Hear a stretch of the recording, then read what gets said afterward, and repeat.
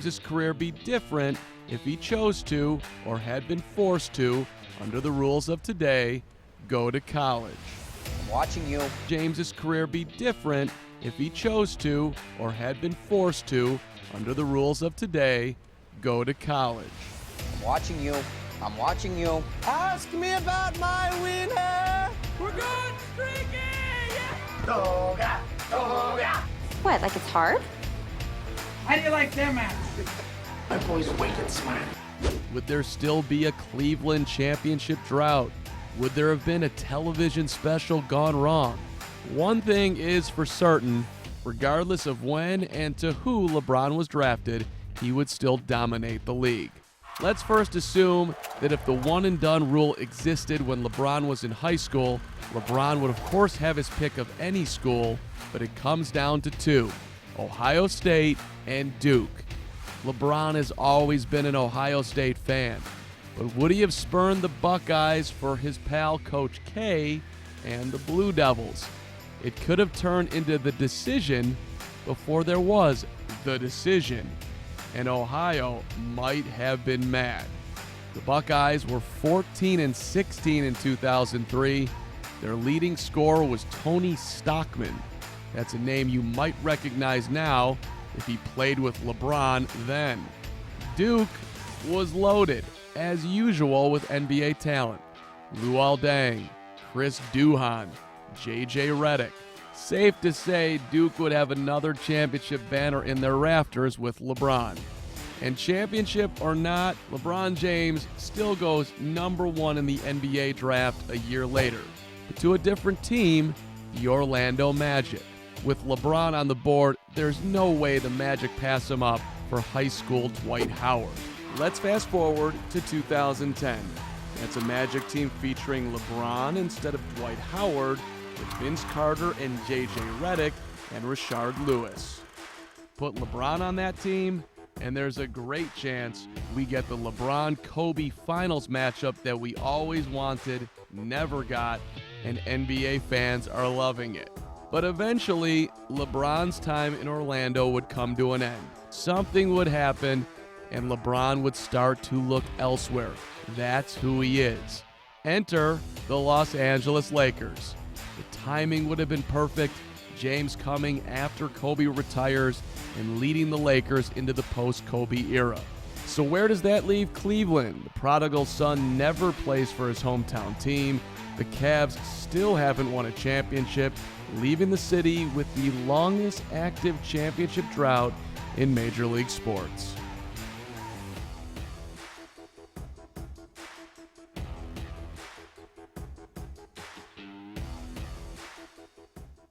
Michael Jordan versus LeBron James. This is easy. Let's start with the simple question. Who would you rather give the ball to if you needed a basket? Michael Jordan led the NBA in scoring 10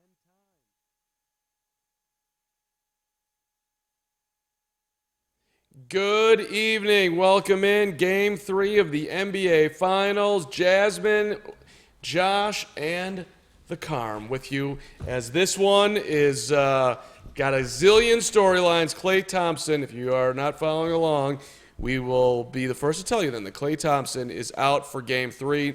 No big surprise. Klay is always optimistic about whether he's going to play. He was trying to be positive about it, but Steve Kerr was saying, hey, if there's a chance, if there's a quote-unquote risk that he will injure himself further, then he's not going to play in Game 3. We'll give him a couple more days of rest, see where he's at on Friday night. Jasmyn, how does this impact the Golden State Warriors? No Klay Thompson in Game 3. No Klay Thompson, no Kevin Durant, no Kevon Looney. I mean, the injuries are just piling up for the Warriors. It's going to be interesting to see who's going to get them points aside from Steph Curry tonight. Yeah, I mean, this is a lot of people are saying must-win territory for the Toronto Raptors, considering that these guys are expected to get healthy at some point, Josh Wilson. Yeah, I mean, it's huge to lose Klay. Like, he's big on the offensive end. He's also huge on defense. They were sticking him on Kawhi for a lot of Game 2, and he was really effective. So to have that kind of opening up for Toronto, that definitely hurts the Warriors. Obviously, Draymond Green is one of the best defensive players in the league, but having to count on him for some scoring is definitely not ideal for the Warriors. But he was kind of big in that third quarter push when the Warriors were on the offensive end. He was scoring at the rim. So maybe he can step up in this game and get some more buckets for him. Well, and listen, everyone's going to have to step up for Golden State. Sean Livingston is in the starting lineup for Klay Thompson, and you're not going to get, I wouldn't think, a ton of offense from Sean Livingston, but he can get you a couple buckets. A guy that came big in Game 2, playing 28 minutes, Boogie Cousins, Jasmine, is going to have to. He's going to have to be big tonight again. Is he up to the task? I mean, I hope so. I don't. One of my questions is, is he going to be able to sustain this kind of production that he had in Game 2? He had 11 points. He had 10 rebounds. He had 5 fouls, but I don't know, if you're Boogie, no problem. You play. You let him play. He wasn't expected to be an integral piece to this team in the finals, so I'm excited to see if he's going to be able to step up even more now that Klay's going to be out, and assuming he's going to be starting again. Listen, with Kevon Looney gone, this is it's the Boogie and the Bogut show. Boogie and Bogut. B squared in the middle, and that's I love right or what I die. saw from DeMarcus in the most recent game. He was creating for people around him, scoring when he could. I thought he was another big piece of that third quarter push, and definitely being aggressive and going at it. I liked it a lot. It's good to see him kind of getting back to what we've come to expect from him when he's healthy. One of my favorite moments of going through all the press conferences is when Boogie's up there and they're asking him, hey, Boog, where you at there, buddy? 60%, 80%, 90%? Boogie, I have no idea, bro.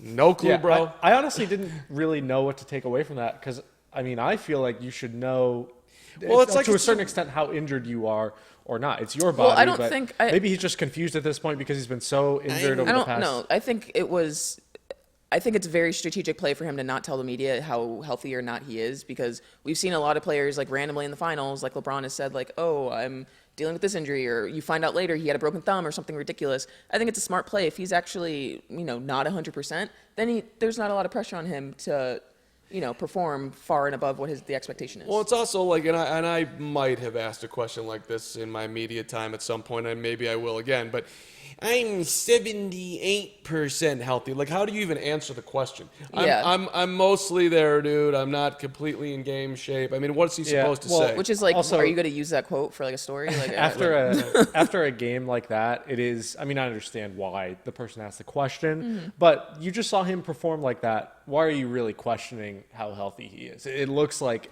even if he's not healthy, he's able to pull it together enough to put out a pretty good performance. Boogie, how about this question? Boogie, is there anything that you can't do on the court right now? I think that's a fair question. Boogie, do you if you want to ask, I don't want to nitpick reporters, but Boogie, as we nitpick Boogie, how close to do you feel like you're in peak game shape? Not even close, bro. Something like that. That's what I would think you would say. Moving on to what's going to have to happen tonight for Golden State to win without Klay, without KD, without Kevon Looney. For me, Steph Curry's, it's lunchtime. Let's not. It doesn't have to be a great shot tonight for Steph Curry in my mind. I think it depends on what defensive scheme the Raptors come with. If they come and throw out as Steph Curry called, janky defense, that was the box and one defense that they deployed on them, then it's everybody else is going to feast on them. Quinn Cook's going to get his shots up. You're going to get Iggy some shots. You're going to get Sean Livingston, Draymond, Boogie, down in the post. So it'll be interesting to see if they try and throw that back out at them, because Draymond said post-game, like, if they try and do the box and one defense, he's going to dice it up. So they're going to be prepared for it. Yeah, on one hand, you could almost view Klay going out as a huge disadvantage for the Warriors, but you could also view it as an advantage for the Warriors if the Raptors, their only answer for that is box and one, and it just completely fails. Because the Warriors have had, a few days now to look at that tape and say, okay, how are we going to approach this? And if there's any team that I trust to kind of dice up any type of defensive scheme, it's the Warriors. Well, I love the story of how that goes down. The Raptors are struggling, middle of the third quarter. Nick Nurse has an idea. Nick Nurse, he's Northern Iowa guy. He's coached all over the place. Grandview, South Dakota, the Birmingham Bullets, whoever the hell that is, the Talindus Oosternods, the Manchester Giants, the London Towers. I love Nick Nurse's resume. This guy's gone anywhere for ball. And he just gets in the house like, yo, guys, what do you want to do, box and one? And like Kyle Lowry, never played box and one in my life, coach, but let's go. I like how Kyle Lowry was like, yeah, let's do it, but he wasn't the guy that had to put it, like Vanvleet was the one who's putting in the work. So he's like, sure, I don't have to be involved. Yeah, cool. Lowry's like, yeah, Vanvleet, yeah. Go for it. And for those who are not basketball nerds and understand the box of one, it's not very difficult. If you're the one guy that's chasing around Steph Curry, the one is the guy they're covering, which is Steph, and the other guys are just standing there. 2 are down low and 2 are there. Cover who's around you. Yeah. Steph comes by you and he's got the basketball. Go double team him. Don't let him do anything. And I mean, it worked for a minute, in that fourth quarter when we were all like, how many minutes has gone by and no one has scored? It worked for about a 5-minute stretch. But then again, the Raptors couldn't even capitalize off of it. Yeah, So, it doesn't really matter if you come down and if you're not into the scoring court. You can't do points- anything either. Yeah, and Nick Nurse, harped on it a lot in his post-game press conference, talking about we weren't able to get back on transition defense and we weren't able to get good looks. I mean, they got good looks, but you just weren't making shots. Yeah. The one thing that I saw from the boxing one that I think might be sustainable is that it kind of forces the Warriors to do more cross-court passing, which is obviously can get them into bad passes, turnovers, etc., rather than high and low.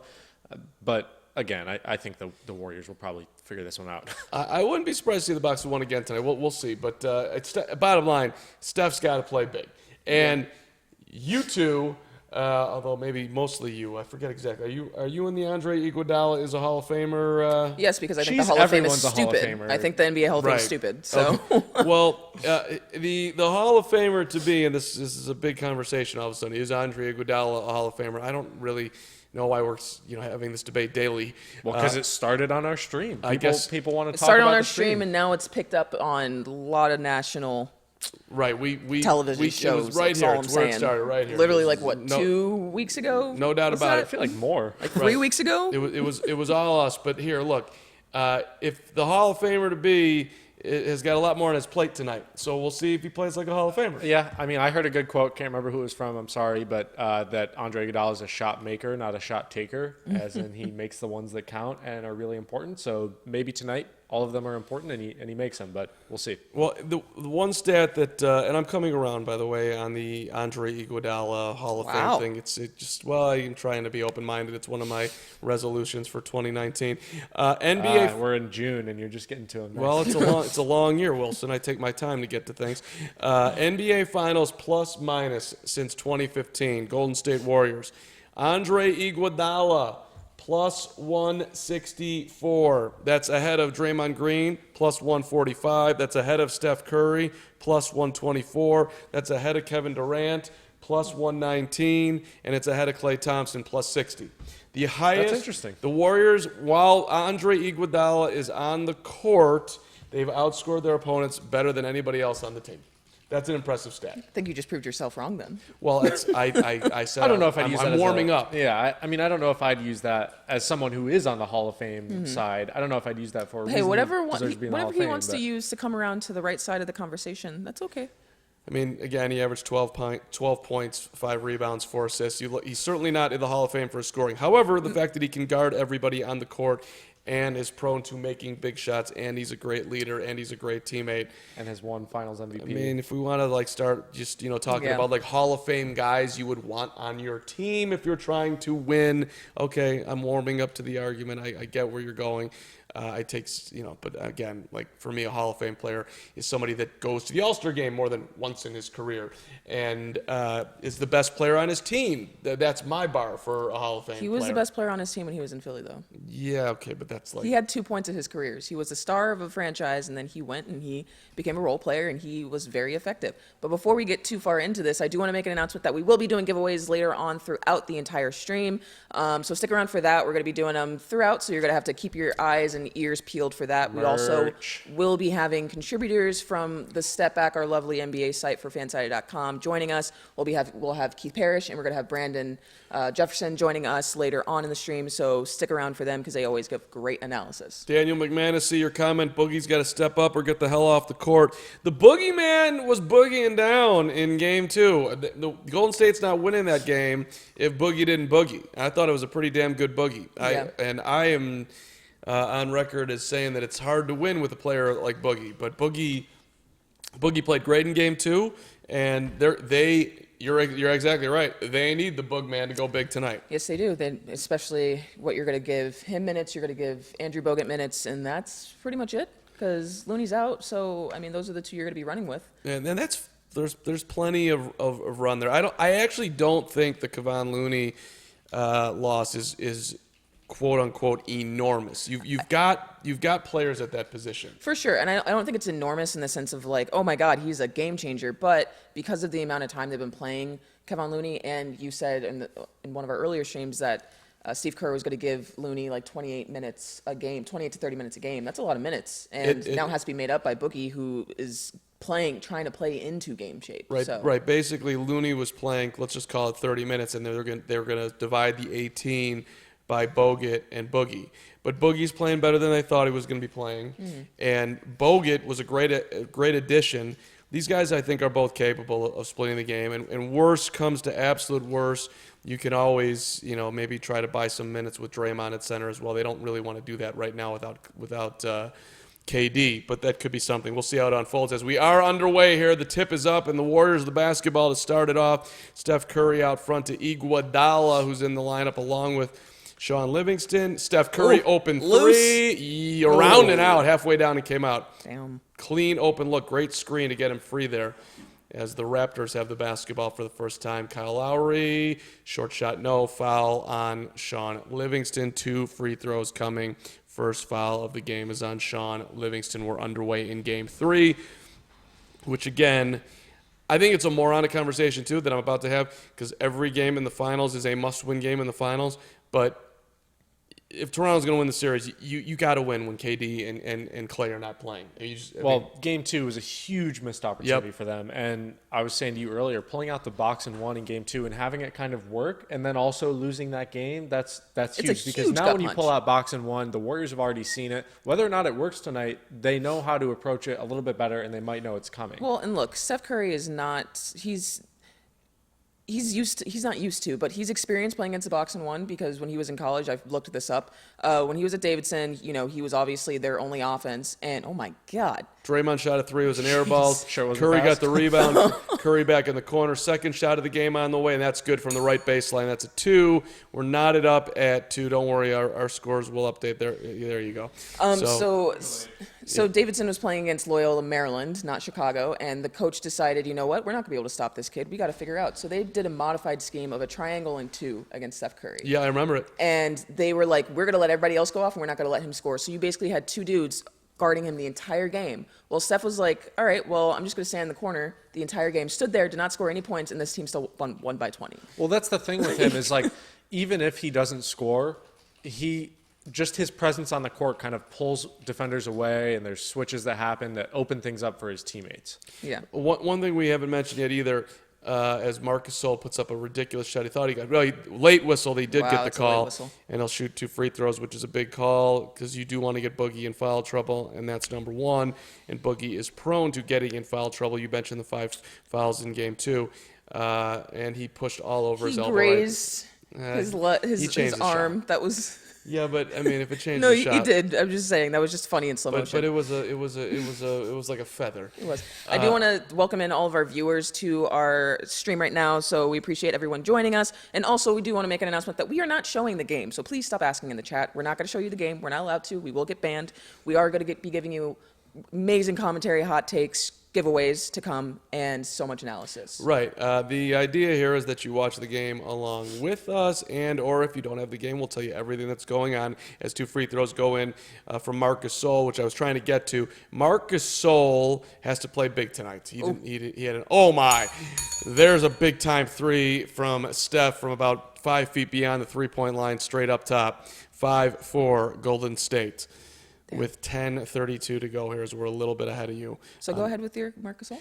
Marc Gasol in Game 2 was borderline awful. He was 2 for 7 from the field. He was a negative plus-minus of -6. He only had 6 rebounds. He turned it over as many times as he had assists, 2 and 2. So it was just not a good ball game. And Marc Gasol should be Iggy for 3, missed it. Marc Gasol should be able to take advantage of Boogie. As he's trying to right now, shooting a 3, missed it off the back of the rim. If I'm Golden State, I don't mind him taking that shot. Yeah. But Marc Gasol, I think he can run some point from that center spot. He's certainly quicker than Boogie. So that's something I would think the Raptors would want to exploit. I don't know that Marc Gasol is quicker than Boogie.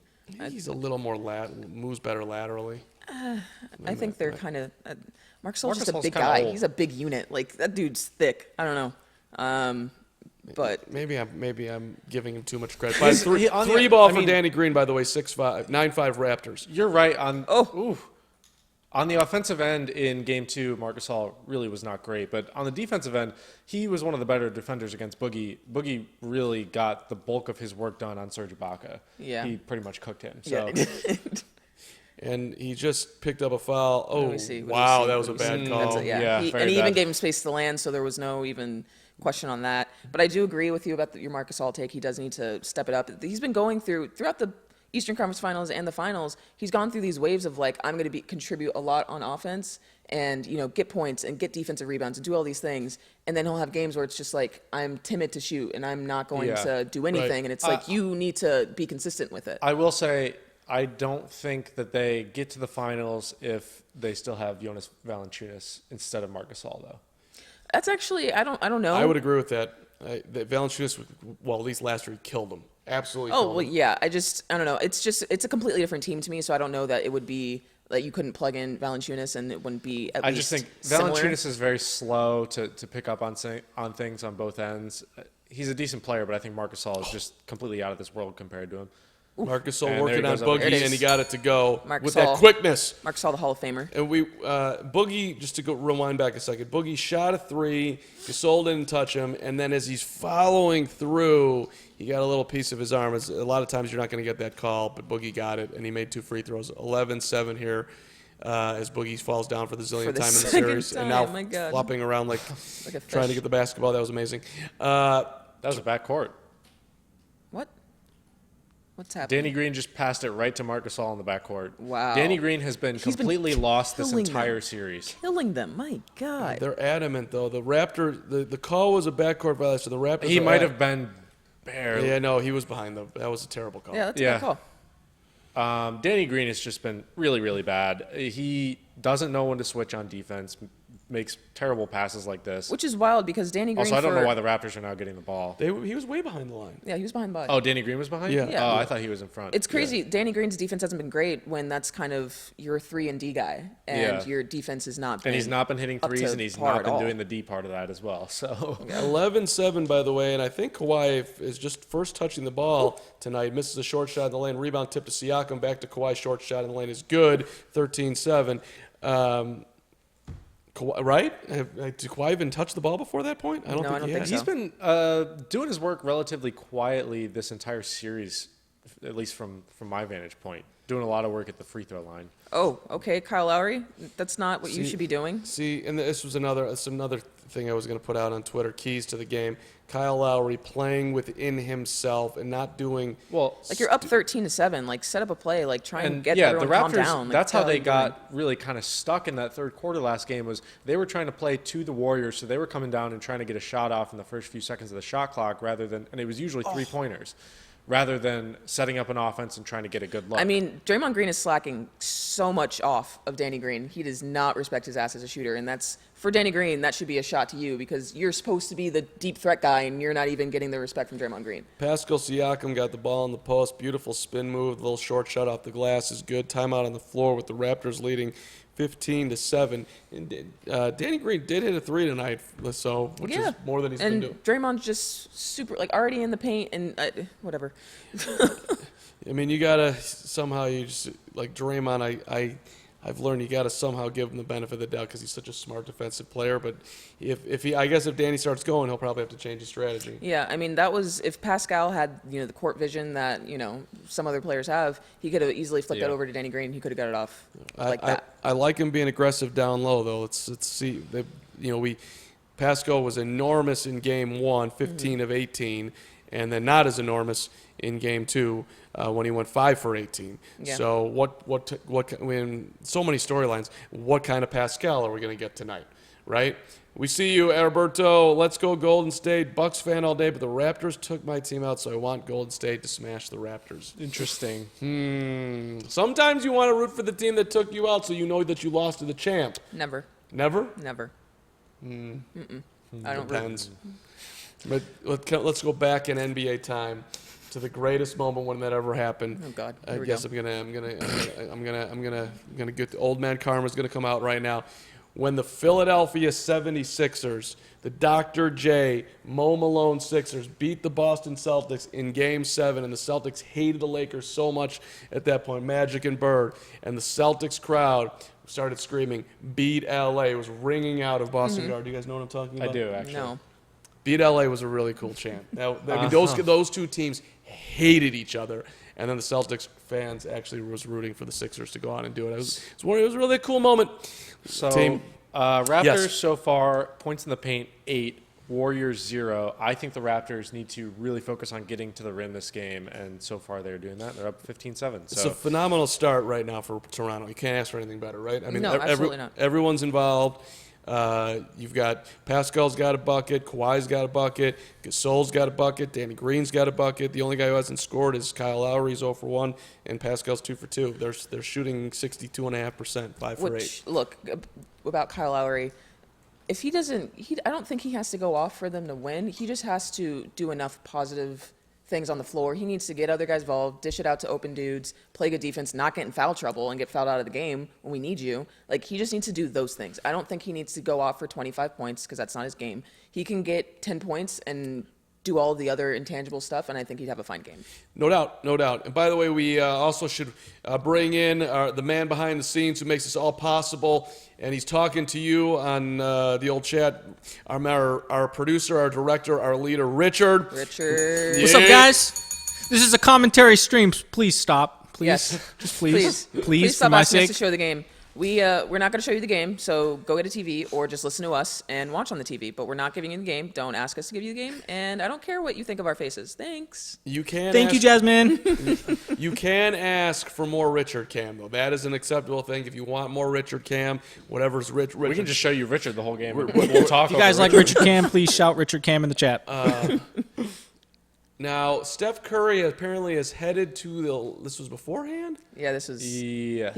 They're talking about how he's constantly talking to Steph. He's constantly in his ear, constantly hyping him up. He being Kevin Durant. Right Except now, for during the game when he's not on the bench.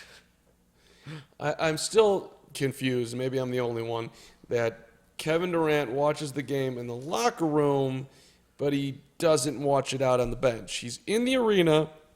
There's Clay not playing. Clay looks bummed, So, man. I mean, KD is known to kind of get in his head when people talk about him. So maybe in Toronto, it was because he didn't want to hear fans jeering at him. But I don't know what in Golden State why he wouldn't be on the bench. Well, look, if Kevin Durant's really thinking about going to New York, then Damn, boogie for Boogie, three, Boogie, air Boogie. ball, then maybe it would be time to, I'd have to get over people jeering you on the bench. Yeah. I know, I would just think you'd want to be out there and be, would you rather sit courtside and watch the game, or would you rather sit in the... It's a free courtside seat. I mean, unless he's working on, rehabbing, doing stuff during the game, and so he's watching the game back there, and he's actually, trying to get better. Other than that, I don't understand why he's back in the locker room. I mean, he could get any electric stim if he's actually doing that right now, Pascal. sitting on the court. Pascal, step back, little jump shimmy. Wham! That was impressive. Pascal looks good. Raptors by 10, playing with confidence 8-0 right run now. in the last 3 minutes or so, 2:47. Quinn Cook at the scorers table with some big shots in game Too 2. easy for Steph. There's Steph to the hole, beating Siakam. Well, they're just showing Klay Thompson, who looks like he's going to jump out of his seat and run out there, even if Steve Kerr won't let him play. 17-9, Raptors by 8. Siakam again, double team. Pascal perhaps wants to pass the basketball. He hits Gasol with the leg. That was all weird. Gasol looked like a guard on He that. made that way more difficult than it needed to be, honestly. That was awful defense. Looked like but- a running deer. I mean, they double team Pascal and let Marc Gasol open for a layup. I wouldn't be doing that. While Steph around a screen and he buries a 3. I said 30 shots for Steph tonight. That is, where are we at already? That's his 6th. He's 4 for 6. We've played a half a quarter. And so, And no Vanvleet yet. Damn, what he's is that, on the 4th air ball 3 in this game already, and we're barely in, halfway through the first quarter? Come on. They set the rims up right. Steph for 3, missed it, rebound, tipped out of bounds off of Boogie. I thought that Marc Gasol might have touched that last, but the ball's going to go to Toronto. So Boogie setting screens for Steph as Kyle Lowry's guarding him right now. Fred VanVleet is probably going to get a call any second now if Steph keeps going. He's 4 for 7. Fred VanVleet is the best defender that Steph Curry has faced all season. He's held him to 10 points, Yeah. which is a skewed stat because they haven't played each other very often, but it counts for something But when the finals. to me, the question is, when you put VanVleet in, are you going to do box and one? And if not, is VanVleet, because there were a couple possessions where, yes, he guarded Steph very well, but he was a little bit slow to make switches when he needed to because he was too attentive to Steph Curry in some cases. And it left his teammates open and gave him an opportunity to dish it out to his teammates. They're not going to, I wouldn't think, do a box and one until things get desperate in the third or fourth quarter. Which I think, if that's the case, I think VanVleet's going to do a good job guarding Steph, but his teammates are going to get open. I don't know. You might say that that's okay tonight without Clay, but I think the box and one is, oh damn, Quinn Cook missed 3. That was a great pass by Iguodala for Cooked in the corner. And then Steph just stepped in and shot another jumper, and it's good. Steph Curry, again, 19-14. Curry now is with 12 of the – Lowry, mid-range game. Curry's got 12 of their 14. Jesus. 12 of their 14. The other 2 is Boogie. I mean, luckily for the Raptors are hitting shots right now. You've got Pascal Siakam doing pretty damn well offensively. But I don't know. I think the whole box and one Curry defense, again. Curry, no. Surprised they didn't call a foul on Danny Green there. That should have been – Curry got knocked down in the left corner. I would have called it. 3-ball Kawhi- Danny Green on the way. Kawhi There did it not is. want to pass that to Danny Green. I wouldn't want to pass it to his ass either. Come on. He is inconsistent. He doesn't – like, I felt like 4 times out of 10 he hits that shot. Kawhi gets criticized. 40%'s not bad. Yeah, but I'm Kawhi gets criticized for not being a dynamic passer or something he's got to work on. That was a nice little job right there. yeah, sure. I mean, that wasn't a difficult read to make, but yeah. No, it wasn't. A little easy kick to the corner. But, Yeah. but hey, we don't need to be fancy. I mean, Get there's her done. nobody there. Like, it's just a basic pass. He clocked him from a mile away. So, yeah, that's a good pass, but it's not like – Danny Green hasn't been making these shots, though. He's hit 2 threes. That's progress right now, Danny Green. That's good. I mean, he started the first game out. Was it game 1 that he started out really well, and then they kind of cooled off, and they then gassed him up. Pretty yeah. much in So the he first started like 4 he hit the minutes. first points of the game in game 1, and then he cooled down, and then fourth quarter he hit a big shot. So this is kind of a similar game plan as game 1. VanVleet, not great defense on Steph Curry to start. Steph beat him backdoor, caught the basketball, then dropped it off beautifully to Bogut for a layup. So, and Kyle Lowry going to the ground on a drive, getting helped up by his teammates as it's going to be a foul on the Warriors. It's a foul on the pass on Quinn Cook. Let's see how – okay, so VanVleet is overplaying Curry, trying to take away the three-point line, and Curry goes backdoor, and that was a beautiful instant drop-off to Bogut for an easy 2. Yeah, that didn't work. It's why it's impossible to guard because you play on the easy That's for what I'm Marc talking Gasol. about. Bogut was just standing there, just let him drive right past him to the rim, easy 2 points. Was that speed? Was that speed of Marc That Gasol was down it. the lane? It was Marc Gasol unleashed. It's the speed I'm talking about. Hey, they're up 10 now. That's Hall of Fame speed if I've ever seen it. Aw, Curry- Quinn. Curry's pass to Quinn Cook was a little bit low. Quinn Cook's still got to catch that. This time he did not. Goes out of bounds. Turnover. Oh, that was a great pass. Great pass from, I think that was Siakam to Gasol. Marc Gasol, as is shown in the replay. Raptors by 10 with the basketball. Phenomenal start. We'll say it again for the Raptors here. And Siakam being they're guarded drawing the by double. Quinn Cook. Marc Gasol now being guarded by Quinn Cook as they're switching. Siakam Oh, wide open on the three-point line. Again, Yeah, but Draymond was creeping there at the dunker spot. You almost, when he's that low, even though he's sagging off, you almost know he can kind of just lunge one step and close out. I don't know if that's a. I don't know if that's a once. He doesn't have that kind of broad jump ability. Maybe two steps in a leap or But something. even still, Marc Gasol just throws that to the corner and it's a quick release. You Like, definitely have to look for it. But Draymond surprises me with how quickly he can close out on some of those shots. Draymond gets a rebound, goes that. coast to coast, throws it out of bounds, turnover. Before that, Siakam shot a 3 from the corner. The Raptors are playing with a lot of pace, which is interesting. Like sometimes I feel like you guys are rushing tough shots when you don't really have to. Just work your offense. You're getting great when they actually go through a whole sequence. They're getting good a whole opportunities. lot of dribbling from Pascal to Yeah. nowhere. Gasol fade away the left baseline. That rim's no good. Rebound. That was an upsetting possession. Yeah, that possession had a lot of potential, and Pascal Siakam just crossing left to right, not getting past anybody, and then just dipping it off to Marc Gasol, who misses it. Double teaming Steph with Gasol and Vanvleet, leaving Bogut to do whatever he wants. And the ball ends up in Quinn Cook's hand, who turns it over. Siakam in the lane, short shot, ribs out, rebound to the Warriors. They've got numbers. Alfonso McKinney backs it out to Quinn Cook. All right. A lot of energy being put on the floor right now. Steph for three, nope. Rebound. See, now, that's the other thing. When you're asked to do this much, I mean, there's got to be fatigue, right? Who, Steph? Yeah. Yeah. And that's going back to the question of the night. I feel like who are the points going to come from that's not named Steph Curry?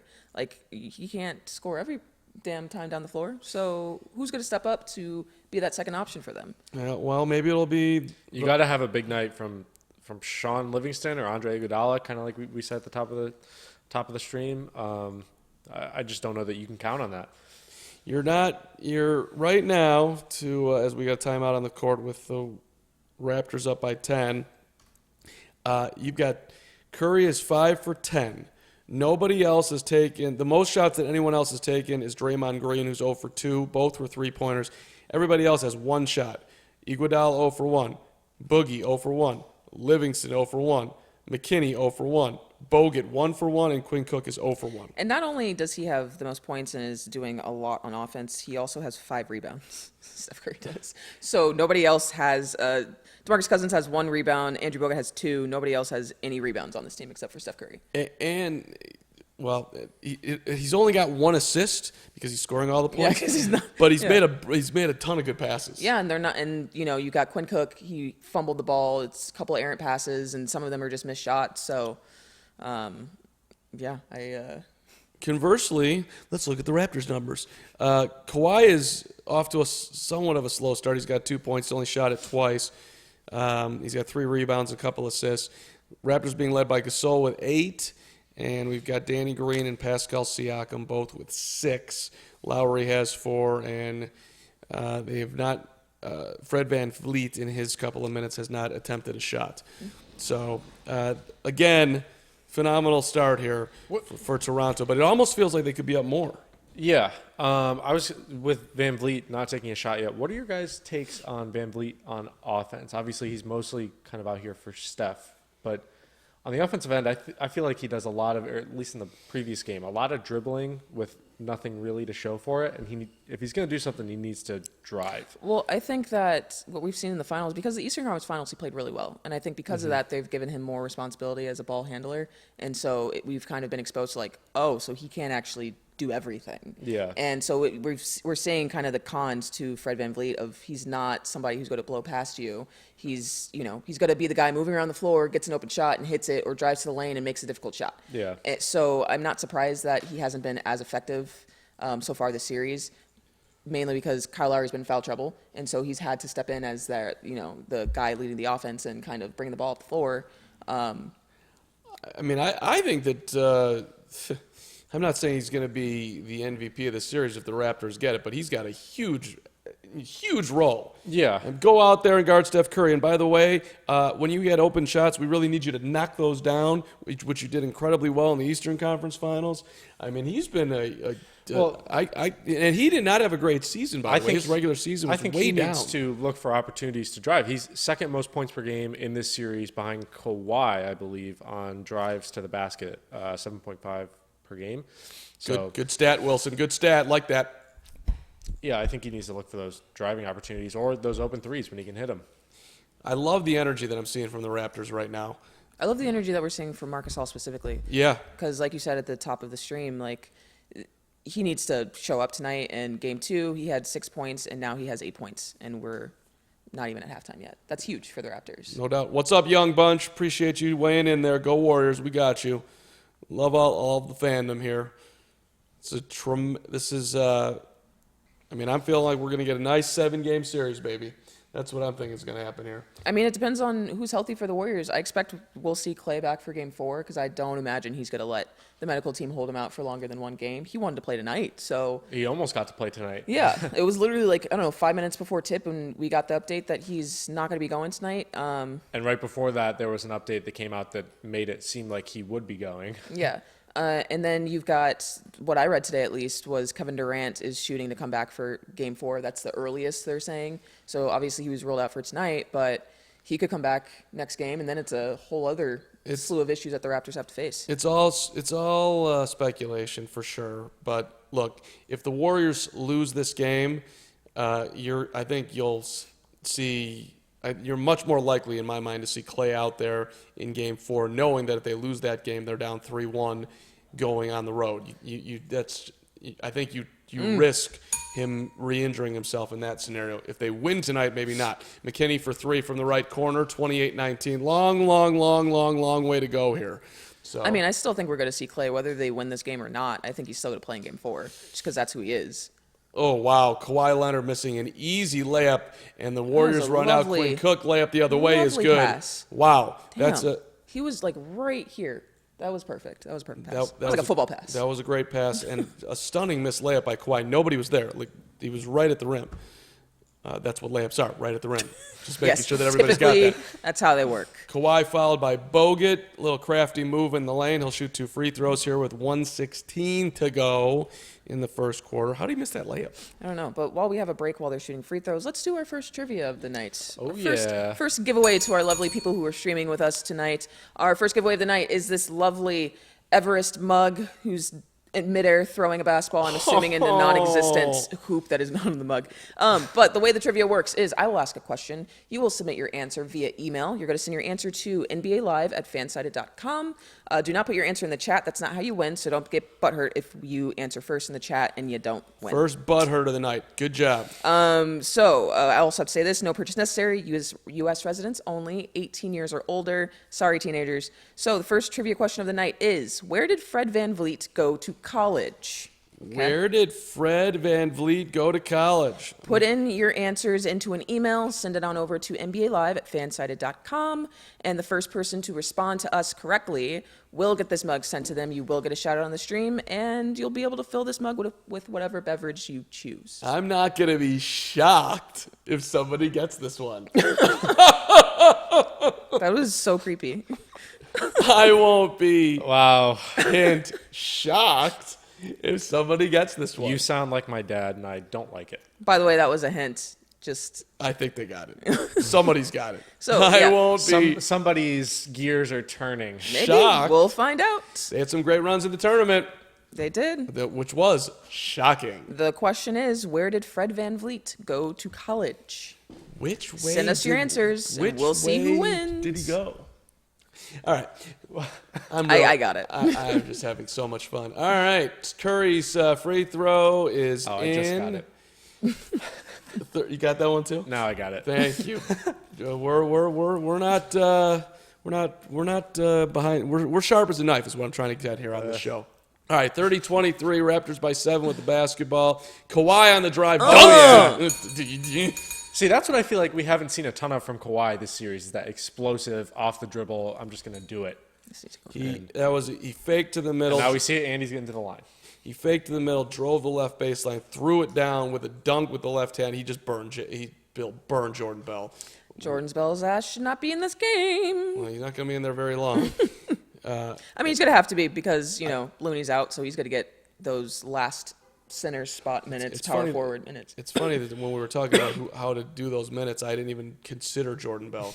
How much I forgot about him because he didn't play in game 2. Nice pass by Jordan Bell, though. Backdoor to McKinney. Now Draymond. And one. That was the lucky. fact that he started game 1. Draymond just had a miracle shot go in, and he's just sitting there like this. I'm Draymond. That's the typical Draymond. Like after anything. After a dunk, after a block, after a and especially one, after it's always a lucky shot. I love the muscle Draymond, but like he didn't really just. Okay, on further review, I give him more credit. I mean, however it gets what in, that's what you need constitutes from a Draymond flex tonight. from you in the NBA? What constitutes a flex? Me moment? scoring it all in the NBA would be a big flex.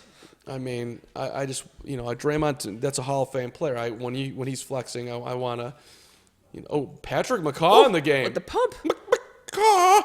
Out to Danny Green. No. Who missed it. Not surprised. Rebound to the Warriors. 7-point game. We've got about 4 seconds, a different shot clock to game clock to end the first quarter. Let's see how you do, Danny. Maybe get one. Steph for 3. Oh, in your face. They just Right over sliced Serge. Danny Green up that possession. He traveled. They didn't Yikes. call it, and he had a 3. It's a 4-point game. The Raptors taking their time, getting the ball up the court. Kawhi for McCaw. Danny Green, No, 3 not ball. Yes. There it is. Ooh, that's a big 3. That's a big 3 right there. What if he makes this? Draymond from 50 off the top of the backboard, no good. And we are at the end of 1. 36. That's a travel. Oh, that's a terrible. Oh, that is wow. an enormous travel right in front of the ref, and they didn't call it. Steph was coming was around caught the up in the screen. moment. He got his hand underneath the ball. He gets it all the way up here. They don't call carries in the NBA No. ever. They call that. That one they'll call. But they didn't. And- Clearly not. And it counted. So hold on a second here. Let's just look at the numbers. I'm kind of fascinated. 29 points in the quarter for the Warriors. Steph's got 17 of them. 17, and you've got McKinney and Draymond with 3 each, and then a bunch of buckets. Quinn Cook, Andrew Bogut, and DeMarcus Cousins, all with 2 apiece. This is not sustainable. This is not going to work. No, it's not. The Hall of Famer is going to have to score here, Andre Iguodala. At some point, It's also not going to work that Steph Curry has the most rebounds on your team. yeah. He has 6 rebounds already in the first quarter. That's Well- absurd. That is absurd. That's ridiculous. So he's on pace for 24 rebounds. The Raptors, very sustainable. 9 for Danny Green, 9 for Kawhi, 8 for Gasol, 6 for Siakam, 4 for Lowry. Extremely balanced. Vanvleet hasn't scored. I mean, I don't know if we can get. You're not going to get 9 points from Danny Green every quarter, but he is getting wide open shots. He's 3 for 4, all from 3. So. I mean, that's the kind of game you want from the Raptors. You want, production from everyone on your team instead of just having to do what the Warriors are doing right now, which is Steph's got to get 17 points in the first quarter and nobody else is going to score. And, the Raptors, Kawhi could do that, but they would not win a game. So it's nice to see that they've definitely reacted from Yeah, I mean, it's funny. Game The 2. Raptors basically have strength in numbers right now. hashtag that. I mean, That was a good dad pun, by the way.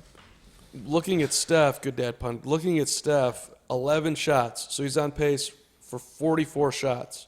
If he, continues to be this aggressive, I don't Which think seems like a very realistic thing that is bound to happen tonight. Because it's not like they're all going to sudden at halftime be like, oh, Clay, you can actually play. Like, he's going to have to shoot the ball that many times. I don't think have to, but I think it's going to. Yeah, I mean, 44 seems a little high, but it's going to be well over 30. Yeah. I mean, that's what it's going to take. And what else it's going to take for Golden State, clearly you can't be giving up 36 points. If I'm Steve Kerr, I'm sure they're talking about it here, and Ron Adams is a phenomenal defensive coach, one of the assistants on the Warriors bench. We can't. They got to make some different choices here right now. Yeah. I don't know if you want to go into not helping out and hey, Kawhi, go ahead and just try man to up. do it all yourself. But that would be one thing I would be considering, right? I mean, if Danny Green's hitting shots, are you going to continue to bet that He's going to miss him. that he's going to go to the level that he's been playing in some games? I might consider changing that up if I was Golden State. Go ahead and beat us, Kawhi. The rest of you, we're going to try to shut down. I don't know. Tough, right? I don't know. What do you do? 36 is too many, team. That's they're on pace to give up 144 points. You're not winning that game. You don't want to overreact after one quarter of basketball. Maybe they won't shoot this well. The Raptors are shooting 52% from the field. They're not even shooting that well. 52% from the field is not crazy, and they're 28.6 from the three-point line. Yeah, I feel like it was a funky first quarter, and Andre Iguodala played 8 minutes, and I feel like we didn't say his name at all. Yeah. So we're gonna have to see if he's supposed to be their great defensive person on their team now that you're down Klay Thompson, and obviously Kevin Durant's not playing, so he's gonna have to step Pascal. up on the defensive end as well. Pascal just scored over Iguodala in the post. That was an impressive little move. They were just talking to Nick Nurse on the court, and as far as guarding Steph, he was saying we need to get up a little bit more on him. This is also a key point in the game with Steph on the bench. How do the Warriors do with him not playing? And right now they're doing okay because Boogie just had a little miracle shot go down. Right now, I think we're gonna bring in Keith. Oh, okay. Let's talk to Keith. Keith Parrish joining us.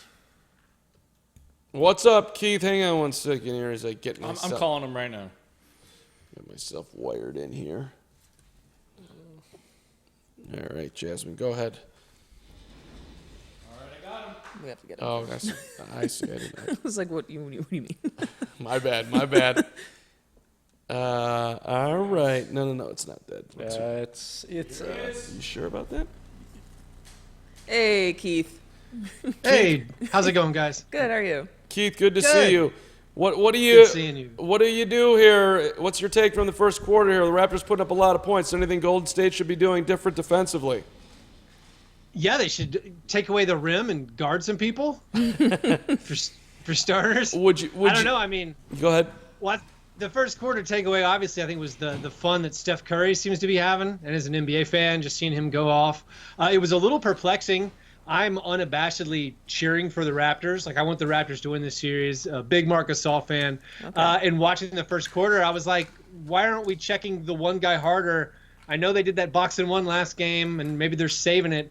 But it seemed like Steph kind of got wherever he wanted to go. He got all the shots he wanted. So that was my takeaway, that neither team seemed to be locking in on defense, and Steph was putting on a show for us. And speaking of the Warriors offense and Steph kind of going off, behind him, who do you look for on the Warriors who's going to get you those other points when, now that Klay's not playing? I mean, anybody step up. Yeah. I mean, the stats right now are pretty hilarious that no one else has really hit. I think everyone has one shot at best behind Curry. I would think that maybe Draymond takes over a little bit, and he likes to be that all-purpose tool that kind of does everything. And maybe in this game, he's like, I got to focus more on trying to get some shots. He took 3 threes in the first quarter. He didn't hit them, but I think he kind of has to. Like, they're not guarding him. So I think him continuing to be aggressive and then hoping one of those other guys on the bench, McKinney, Quinn Cook, Jerebko, somebody hits some shots. Keith, what do you make of Boogie? Can Boogie be the boogeyman, if you will, and actually sort of be a key cog, I guess, in leading the Warriors somehow, some way to victory without KD and without Klay and now without Kevon Looney too? Yeah, I think he can. I think they need him to be. I mean, I didn't mention him just then with Jasmine's question about who should step up, and maybe it is Boogie who can try to take on a bigger role, absorb some of that scoring mantle that he needs to do. He was great in Game 2, doing everything. He got 6 assists in that game. And so if he can deliver that, if he can give some of that old offense that we've known Boogie to have, that would be huge for the Warriors. And maybe he is the guy. Maybe he's that second scorer who's going to come through in this game. Keith, overall, what are your thoughts on the box and one? It worked to an extent in Game 2. Do you think they'll go to it again in this game, or is it just a one-time thing that was going to work? I think it had the advantage of surprising them in that Game 1, but I do think they're going to go back to it. I thought one of the good parts about showing it in Game 2 is now the Warriors are going to be thinking about this, and they're at least going to have to walk through some stuff, talk through some stuff. So even if the Raptors didn't throw it again, you at least made them prepare for it. But I think without Klay Thompson playing, I think you kind of have to do it. You have to, like, make Draymond hit these threes, make Alfonso McKinney beat you, make Quinn Cook beat you. Like, Quinn Cook came up big in Game 2. He might have been the difference. He hit, I think, 2 or 3 three-pointers in the second half of Game 2.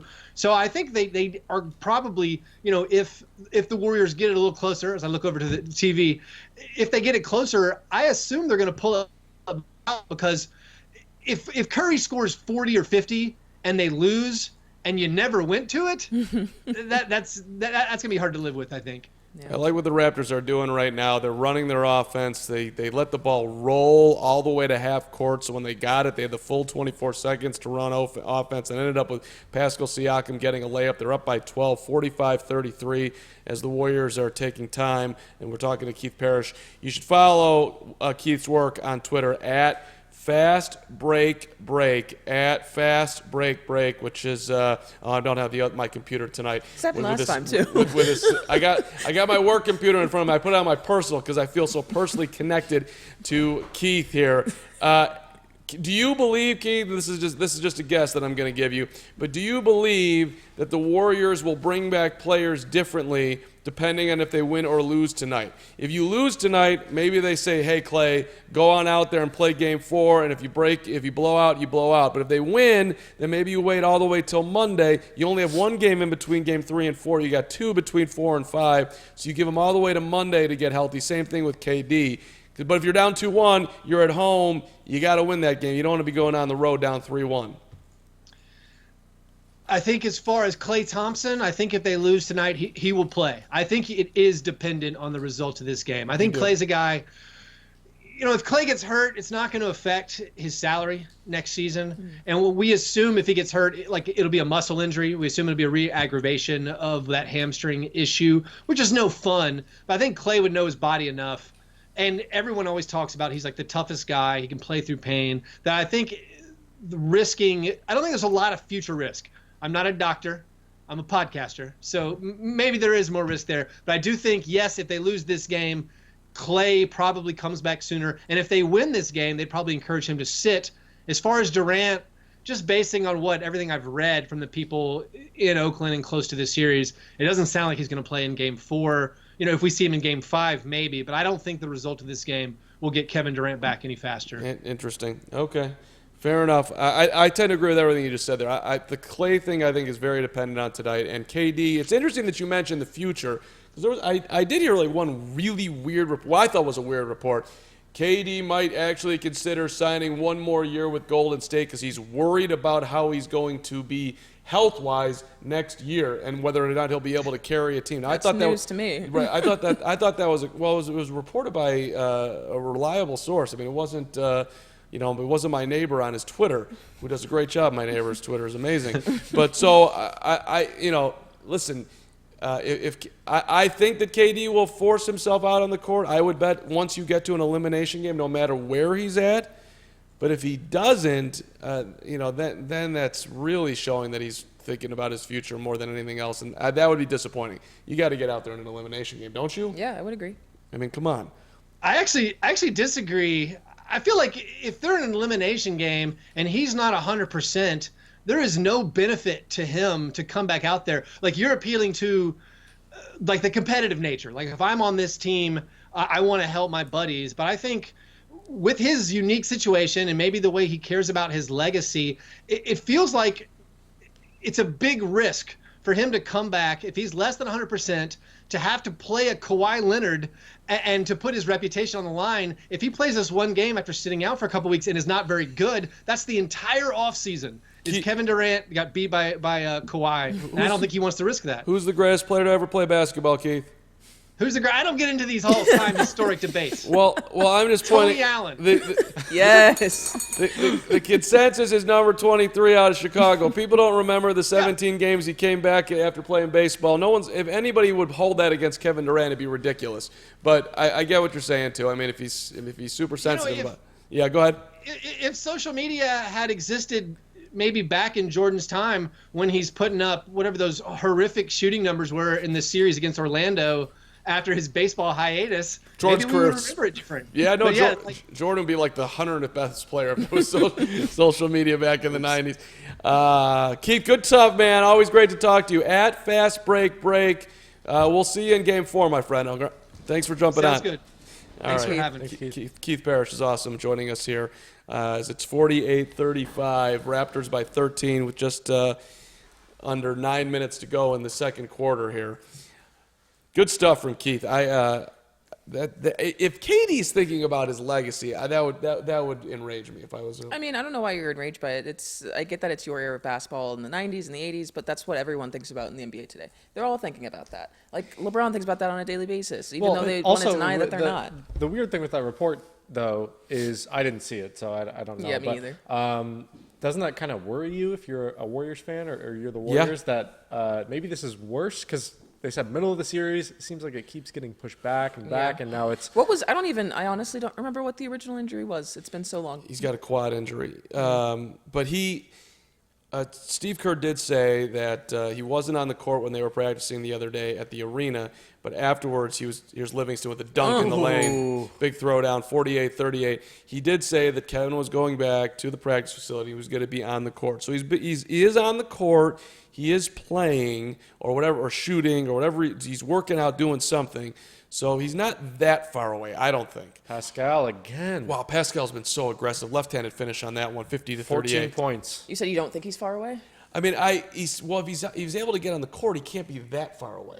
Yeah, I mean, I think there's a lot of stuff that you have to think about. Like, he can shoot a basketball. I mean, we saw after Victor Oladipo got injured, and he, 2 weeks after, was taking up shots just standing flat-footed. Right. Guys can do those basic skills, but it's being able to accelerate to the rim and being able to stop on a dime, like that is going to take a while for him to get back, and probably won't see him in the series because he probably, especially a guy of his frame, he's 7 feet tall, even though he says he's not. And everything he does. And on the everything floor. he does Yeah. on both ends of the floor, and if it's his quad, he's a really scrawny dude. Like That's an important muscle to Yeah. do the all-encompassing type of game Yeah. he plays. Yeah.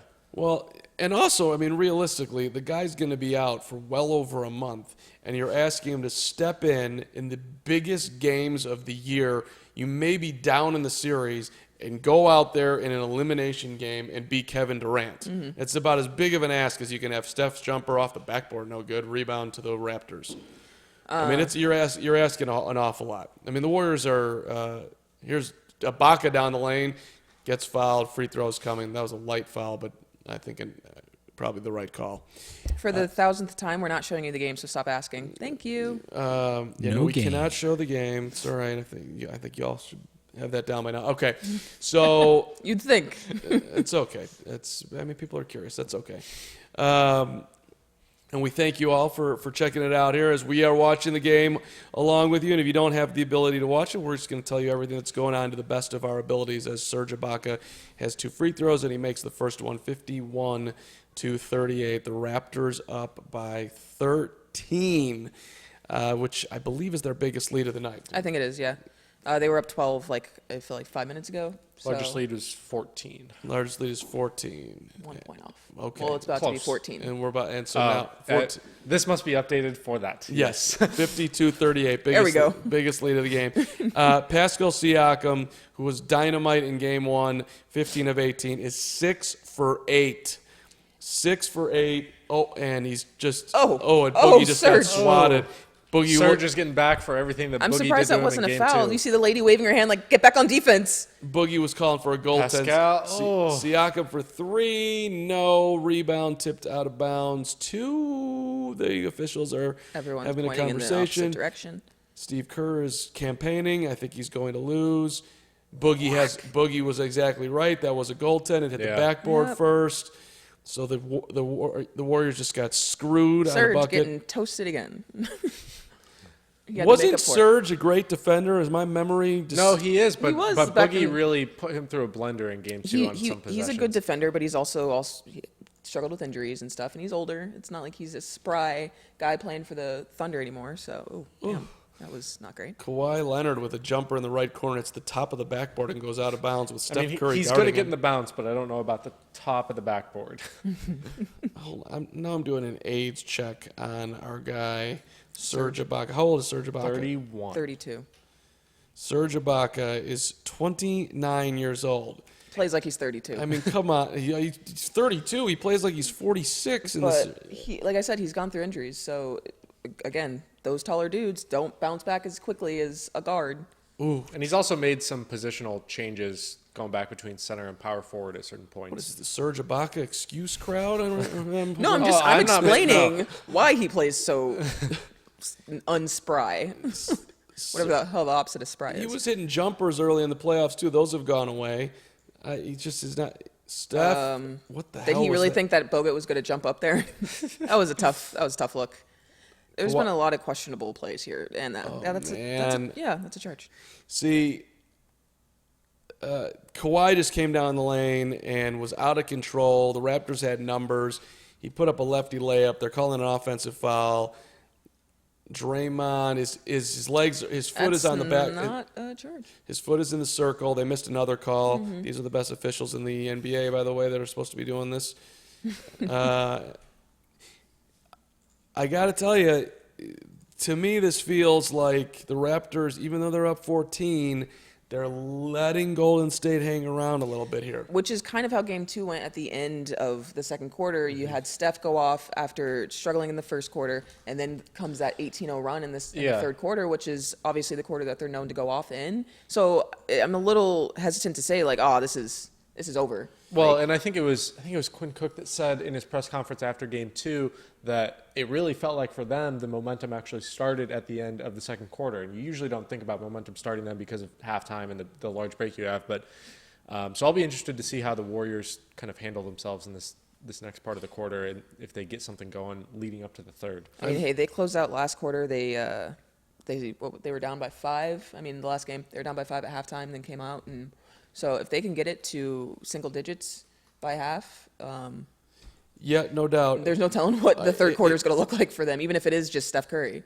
That's the thing, though. It is just right now, as much as I think that Toronto is leaving the door open a little bit here, who's going to step up offensively here? I mean, you got 17 from Steph. Is Draymond going to go off? Is Iguodala going to go off? Iguodala, by the way, is minus 15. That's the worst on the team right now. Exactly. I feel like we haven't said his name. Like Boogie, is Boogie going to start going crazy? Hard to imagine. Livingston, hard to imagine. So this is. This is Boogie and Livingston might have to get some, backdoor cut game going or something like that. Somebody's going to have to step up if they want to win. I mean, is Jonas Jerebko going to get going here? No. Hey, crazier things have happened. We saw Brook Lopez go off for 20-plus points. I mean, that's what it's going to take. Like, that's really what it's going to take. Like, and I honestly think it's probably going to be Quinn Cook, just because he had a pretty good game too, and he got off a couple shots when the Raptors were doing the box and one defense and left him basically open. So I think he'll probably get going in the second half, but again, he has to hit him. Yeah, and right now, Golden State is shooting 13 of 30 from the field. That's 43%. They're 4 of 15 from the three-point line. That's 27%. Quinn Cook's 2 for 3 from the field, 5 points. Yeah, they're 8 of 9 at the foul line. Okay. Actually, Quinn Cook has the second most points on the team. Well, the Raptors have not missed a free throw, 13 for 13. That's a good stat. That's where you get easy points. And 5 for 12. This is another reason, though. Here's the shooting percentages that I would think, again, not sustainable. They're shooting 57% from the field, 17 of 30, and they're shooting 42% from 3, 5 of 12. I mean, you said after the first game that those numbers weren't sustainable, and you were right in the second game, but now it seems like we're going back to game 1 where Pascal Siakam's getting everything he wants. Every shot he's hitting is going in. So, he's leading the Raptors in scoring right now, so maybe it's just one of the things. Another Pascal game. I don't know. Pascal 6 for 9. He's plus 19. He's got 14 points. One of the things that does seem sustainable is, you were just talking about the free throws. Kawhi specifically getting to the line in this series has been pretty good, and he's already got 5 of 5 from the line tonight. So he hasn't been making as much noise on the floor during the game as we'd like to usually see from him, but from the line he's been good. Let's see here. As we get back to live action, Golden State, the basketball, they've got Iguodala, Draymond, Steph, McKinney, and Bogut out there right now with 6:18 to go here in the second quarter. Which of these guys on the floor currently for the Warriors can produce? Do anything? Yeah, can basically be the second man to Steph Curry's 17 points right now. My money would be on Iguodala, but so far this game he's not. That's a second air ball by Draymond. I don't know that. if someone got a hand on that, but. Okay, and just to go back through that possession, the ball ended up in Draymond's hands as the shot clock running down. He fired a 3. It was wide right, and I don't know if it ever got even above the rim. It was an awful-looking shot. But Iguodala had a moment there where he could have shot it. McKinney had a moment where they could have shot it. It was like hot potato. Yeah. So this is... well, it's almost like they're moving it around, trying to get it back in Steph's hands, and they got to stop being hesitant, and someone else just has to be confident and take a shot. Bogut had an opportunity on that possession, too. These guys are being put in positions that they're not used to being put in, and at some point, they're just going to have to be a little bit more aggressive. Vanvleet lefty flip was a bad shot, rebound to the Warriors. You said. Yeah, dribbling around, doing nothing. You need to drive confidently against this team. Especially because, someone of his size, he's bound to get a foul call if he goes down there strong enough. 100%. McKinney for 3, no good off a feed from Curry. Wide open in the corner, missed it. There is only one guy on the Raptors that I want just dribbling around, and that's Kawhi Leonard. Kyle Lowry takes dumb shot after dumb shot. He just launched a 23-foot. That was a strong spin move by Draymond. Just missed the shot, though. McKinney, the rebound back up, missed it. Rebound tipped out. VanVleet could have had it, didn't get it. Steph has it. Andre is wide open on an island. There he is. Iguodala for 3, no. Rebound, that's going to be an over the back on Draymond, and he's irate. Kyle, what? look at him. Kyle Lowry just got knocked out. Doesn't know where he is. I think they're calling the foul on Kyle Lowry's having a conversation with the official, too. There's no way they're calling this on Lowry. Really? Lowry threw his big butt into Draymond, and I'm surprised a lot of pointing that going on. Did they not call a technical on Draymond? well, no. I'm surprised. He was barking. Yeah. But I mean, I'm not saying he should have. It's just that's usually a call that in the regular season Draymond gets technical for. I think he's done a good job at rebuilding his image with the referees, Draymond. Well, hey, I remember him saying after one game in the playoffs that he was watching his son play basketball and he was like flopping or something after every play, and he was like, "Oh God, he does this because of me," and because he watches the NBA. Yeah. And so he kind of realized, like, I can't be playing like this anymore. It's embarrassing. Right. I have children. I don't want to embarrass myself. And Andrew Bogut just embarrassed himself. Well, you got Mark Gasol at the three-point line. You want him shooting that shot. Instead, Bogut gets all the way up on him, and then they're lucky that they didn't call that a shooting foul because Gasol went up and Bogut hacked him. Andrew Bogut has 3 fouls in 7 minutes. And that was just really dumb. Which is not great if you're the Warriors because while they previously had depth at that position, now it's basically just Boogie at the center spot. That's true. So or Jordan Bell. And Jordan Bell, who is going to be undersized against Marc Gasol. Draymond better watch himself. He's spiking the basketball. He's having a lot of conversations. The Warriors' defense, though, right now is stepping up. Toronto is struggling to score. What was he arguing anyway, Draymond? I think he was, I don't know. I think he wanted a whistle. Either way, Warriors the basketball. Steph, nice for find. Draymond, layup is in. That's the opportunity they have to be looking for. When Steph is pulling 2 guys away, have someone cut to the rim. Mm-hmm. And now Nick Nurse wants time. Nick Nurse wants to discuss the Raptors' ineptness in the last couple of minutes. There's a word. Ineptness is a great word for that. 100%. 52-40. We have one more guest coming on the show tonight, by the way. Brandon Jefferson is going to be with us. We're looking forward to talking with Brandon, who's awesome. Mm-hmm. So we will see Brandon start of the third quarter. At the start of the third quarter tonight. And just put that on your schedule for the evening. On your docket. We will also be doing more giveaways. So keep your eyes peeled for that. And if you want to follow our amazing Twitter action, that's Jasmyn Wimbish. That's me. And I am at the Carm. And you are at Josh Wilson FS.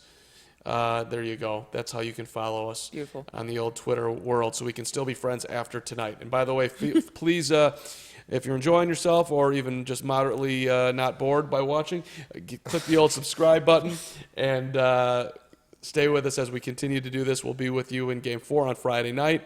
And Game 5 and all the games in the NBA Finals, and we do a bunch of other live streams and lots of cool videos all on our YouTube page and Twitter and everything else as we do here. And we appreciate you checking us out. Fansided.com, the homepage, all that type of stuff. Am I missing anything? You did a great job. Okay. Wonderful. 5 points. Thank you very much. Subscribing, rating, we appreciate it. All right, 52-38. 52-40 actually is our current score here with 3:58 to go here. All right. And again, leading the way for the Raptors, Pascal Siakam with 14. Steph Curry has 17 for the Warriors as we get back to live action. Who just missed that? Siakam? Pascal, yeah. I mean, this is about when the time that the Warriors kind of get going, and then the third quarter happens. Andre Iguodala wide open. They're giving him a three. Doesn't look at the basket. Hall of Famer. Off to Draymond Green. Now Quinn Cook. Cook in the lane, float shot off the backboard, no good. Rebound. They put a damn lid on the rim. I'm just so confused. It was an ugly possession right there by Golden State. There's a lot of ugly basketball going on this quarter. Right, it really is. Kawhi in the lane, looks for help, off to Siakam, left baseline drive, cut off by Draymond. Now back up top to Kawhi, 8 to shoot. Double team, tried to split it. All over Gasol. Turns it over. Warriors with numbers, 3-on-2. Iggy to Cook. Baseline, back to Draymond, missed a layup, and he's fouled. I mean, wow. good. I mean, luckily they got fouled, but that was a missed opportunity of a play. Like, I don't understand why they didn't execute on that. I also do want to give a shout out to Charlie Brown. He participated in our trivia, but he is from Canada, and the trivia is only for U.S. residents only, unfortunately. Oh, my God. But, Charlie, we appreciate you for playing, and thank you for watching. Charlie You're Brown, a great individual. the cartoon? Charlie, just know that we all love Canada. I'm very much looking forward to going up to Canada this summer. Boundary Waters canoe area. Going to get myself a tent. Oh, nice. And see a moose. And see a moose or... And have some peace and quiet. Feel free to join me. Boundary Waters. Going to be great. Go find Carmen. What was it again? the BWCA, the Boundary Waters Canoe Area. There you go. Find him there. After these NBA finals are over, sometime later in the summer, perhaps. Trip's not booked yet, but I definitely want to go. All right. Sounds like it's mentally booked. Yes, it is. It's cooking around. 10-point game here as a couple free throws go down from Draymond. 52-42, coming up on 3 minutes. Raptors have not scored in a while. Kawhi fumbling around with the basketball. Kawhi in the lane, out to Lowry. Hasn't made a shot all night. He hit that one. That's the type of shot I want Lowry Yep, to take. Not, 100%. Not the early 20 seconds left on the Let me shot jack clock. up a three. Well, he caught it in rhythm, shot it off a drive, and now Steph gets fouled on the And that's really what they have to do more of, right? Like with Kawhi really sucking in so much of the Warriors' defense, he needs to be looking for those guys, facilitating to guys like Lowry, and they got to knock the shots down. Boom. Like that was a Boom. and In rhythm. And credit to Lowry, like Draymond closed that out pretty well. He was out of position and sprinted toward him because he's a great defender, but Lowry still hit the shot. Kyle Lowry still, there's a part of him that still thinks he's playing on a team with DeMar DeRozan and not Which with he Kawhi. wasn't even the best player on that team. Right. So I don't understand why this is his mindset anyway. Right, but he, like, in his mind, he probably was at least even with this guy, if not better. You know? I imagine. I don't know. The two of them were like, I feel like they just were so passive toward each other. They were just, No, that's you take it. No, you take it. It's like, okay. That's a fair point. One of you guys have to assert yourself. 2 free throws from Steph. He's got 19, and it's an 11-point game. As I channel my inner Doug Collins, closing out this first half is going to be very important for the Raptors and, of course, for Golden State. You got an 11-point game here, Bob, and that's 4 possessions. Leonard, double team, Wow, fadeaway three, air ball. It appears that Warriors fans are pointing that he was out of bounds when he was shooting that three, so they're a little upset that was not called. Steph for 3 Wow. is rimming it good. They're going nuts in Oracle. Around the back, shot it, hit the front of the rim, off the backboard, and then drops through. 8-point game. Now at the 3-possession game. Lowry on the drive, layup, missed it. Rebound on the floor, picked up by Nice. the Warriors. No, it's out of Oh, bounds. It was out of bounds. If I was a Raptors fan, What? this would be driving me nuts. Just, you got 2 Raptors right there on Steph. They're just both looking at him, and then he shoots a 3. Yeah, I mean, I don't know if there's anything you could do about that. Great defense by Draymond on the inbound pass on Kawhi to almost make him turn it over. Serge Ibaka on the drive, knocks over Andrew Draws Bogut, the offensive foul. charge. Serge Ibaka, you're on the drive? Really? I mean, this is exactly how Game 2 happened. The Raptors came out, they started well, and then it just fizzled by the second quarter, and then it was game over. that was a great job by Bogut. Yeah. He was barely at the spot, but he did get there. And now let's see what they can do. Steph working on Lowry, and they're going to call a foul on Kyle Lowry. How many fouls does Kyle Lowry have now? Well, they're Let's- in the bonus. Kyle 2 free Lowry throws has- coming. There's 2 fouls now. Can make it a 6-point game. Steph's got 22 points on 7 of 13 shooting. He's 4 of 8 from the 3-point line. And Kyle Lowry just fouled him on the dribble, so we'll get a couple of free throws here. First one on the way and good. So let's say Curry goes for 40, because I imagine that's what he's going to have to do. Not saying they're going to win, but for the second option on their team, whoever the hell that is that steps up in the second half, what do they have to score for the Warriors to win? Somebody's got to get to 20. 20? Yeah. And do you need a third player to also get to 10, yeah. 10? I Yeah. think, well, I mean, kind of depends on how well the Raptors play, obviously. But, 40, 20, 10, that sets you up pretty well. I mean, And somebody's got to grab those rebounds, too. I haven't looked at that in a while, but Well, Steph Curry is grabbing all of the 7. rebounds. second free throw, still no leads good. the team. Yep, still leads the Kawhi team. for Siakam for 3. Nope. Rebound to the Warriors. You're going to get a little tighter as the game goes along here. And this is the moment when Nick Nurse was saying that his team was not doing a good enough job of getting back on transition defense. Luckily, they got a turnover. Norman Powell was running down the lane 3-on-1. Ibaka was by himself for a dunk, makes a terrible choice, goes out for What Leonard the for 3. heck?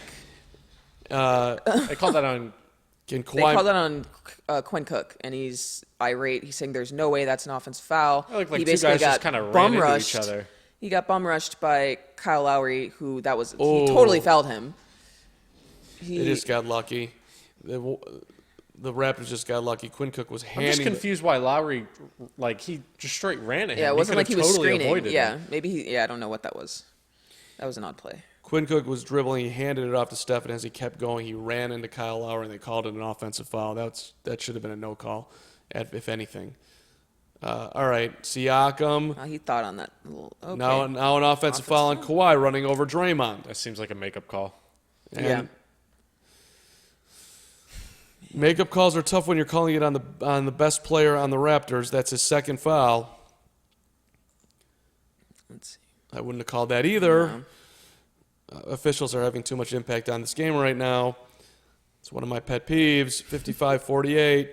We're not here to see you. We're here to see the players. I said this as a joke earlier before we started the stream, but now I almost wonder if it would be interesting that the referees should have their own press conference. Oh, I've wanted that forever. Short shot by Draymond, no good. Rebound, Siakam. That would have made it a 5-point game. Big miss right there. Siakam, head down, nowhere to go, lost his dribble, finds Ibaka, cross-court Lowry, shoots a contested three, and hit it. Tough shot. Kyle Lowry, that's a big-time shot, making a 10-point game. Kyle Lowry's made some interesting choices tonight, but he's hit some big ones too so far. They're going to call a foul on Lowry trying to guard Steph. He also ran into Draymond, who was setting a screen. They're going to call two. Steph's asking for 3 shots because he pulled up from 3, but the officials are saying 2, and I'm not sure. Okay, so they're going to call it on the ground. Do we think that's... I don't like the call. I don't like any call. So no call. There should just be no referees. No fouls, just street ball. I love it. I just, when You're only fouled if you lose. Actually, a if you were doing 3-on-3 basketball, street ball, who would you pick on 3 players from the Warriors, 3 players from the Raptors? 3-on-3 game? Yeah. Draymond for sure. Are the players playing tonight or the whole roster? Players tonight. No, we don't need to do the entire NBA. Steph, and Steph. No, I'll take Steph, Draymond, and I'll take Iggy. Okay. And And Raptors. then I'll go with Kawhi, Nice drive to the Siakam, lane by and Lowry, by the way. I'll take VanVleet. Honestly, I might take Serge just because street ball, you need somebody who's You need an enforcer. yeah. Yeah, I agree. 10-point game. Golden State going to get the last shot of that. They double Steph to the corner. Quinn Cook, lob it up for Iggy. Nice find. That's the stuff they at got to the be rim. looking for. Yep. There's a Hall of Famer. Ooh. Oh, damn. That Steph would have been an easy bucket. Oh, Nick Nurse just sprinting towards the referee. What did he want? He almost fell down. 25 points for Steph Curry in the first half, which is a career high for him in the finals. And we are at the half. And the Warriors got it down to single digits, by the way. They're right there.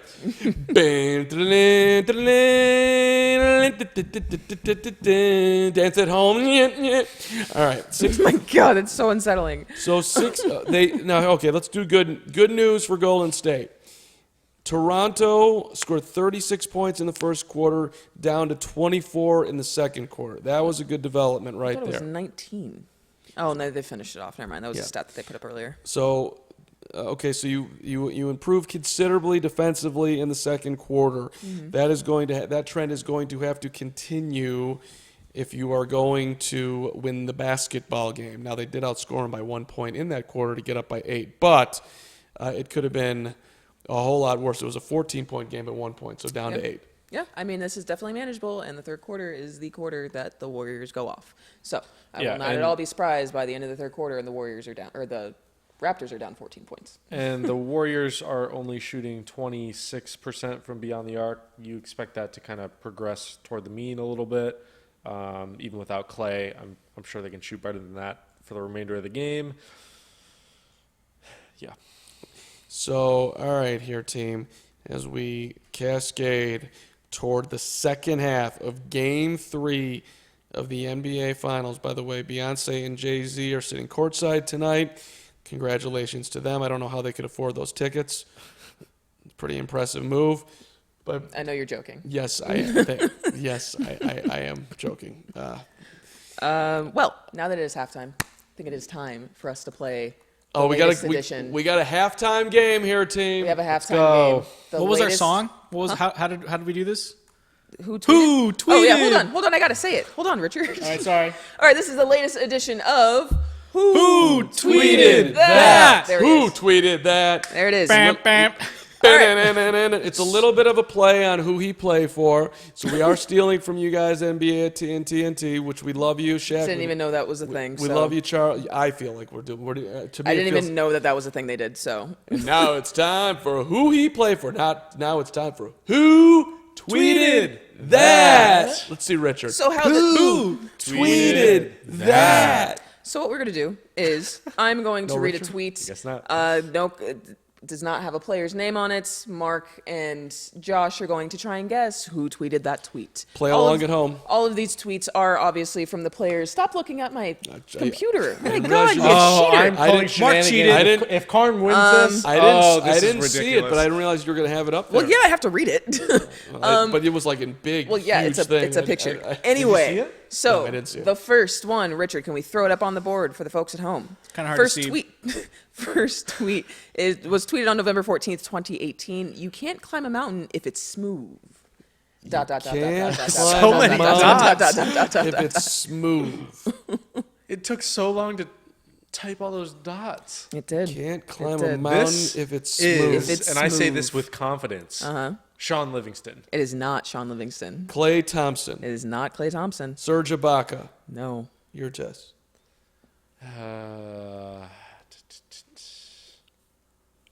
3 seconds. Fred VanVleet. No. All right.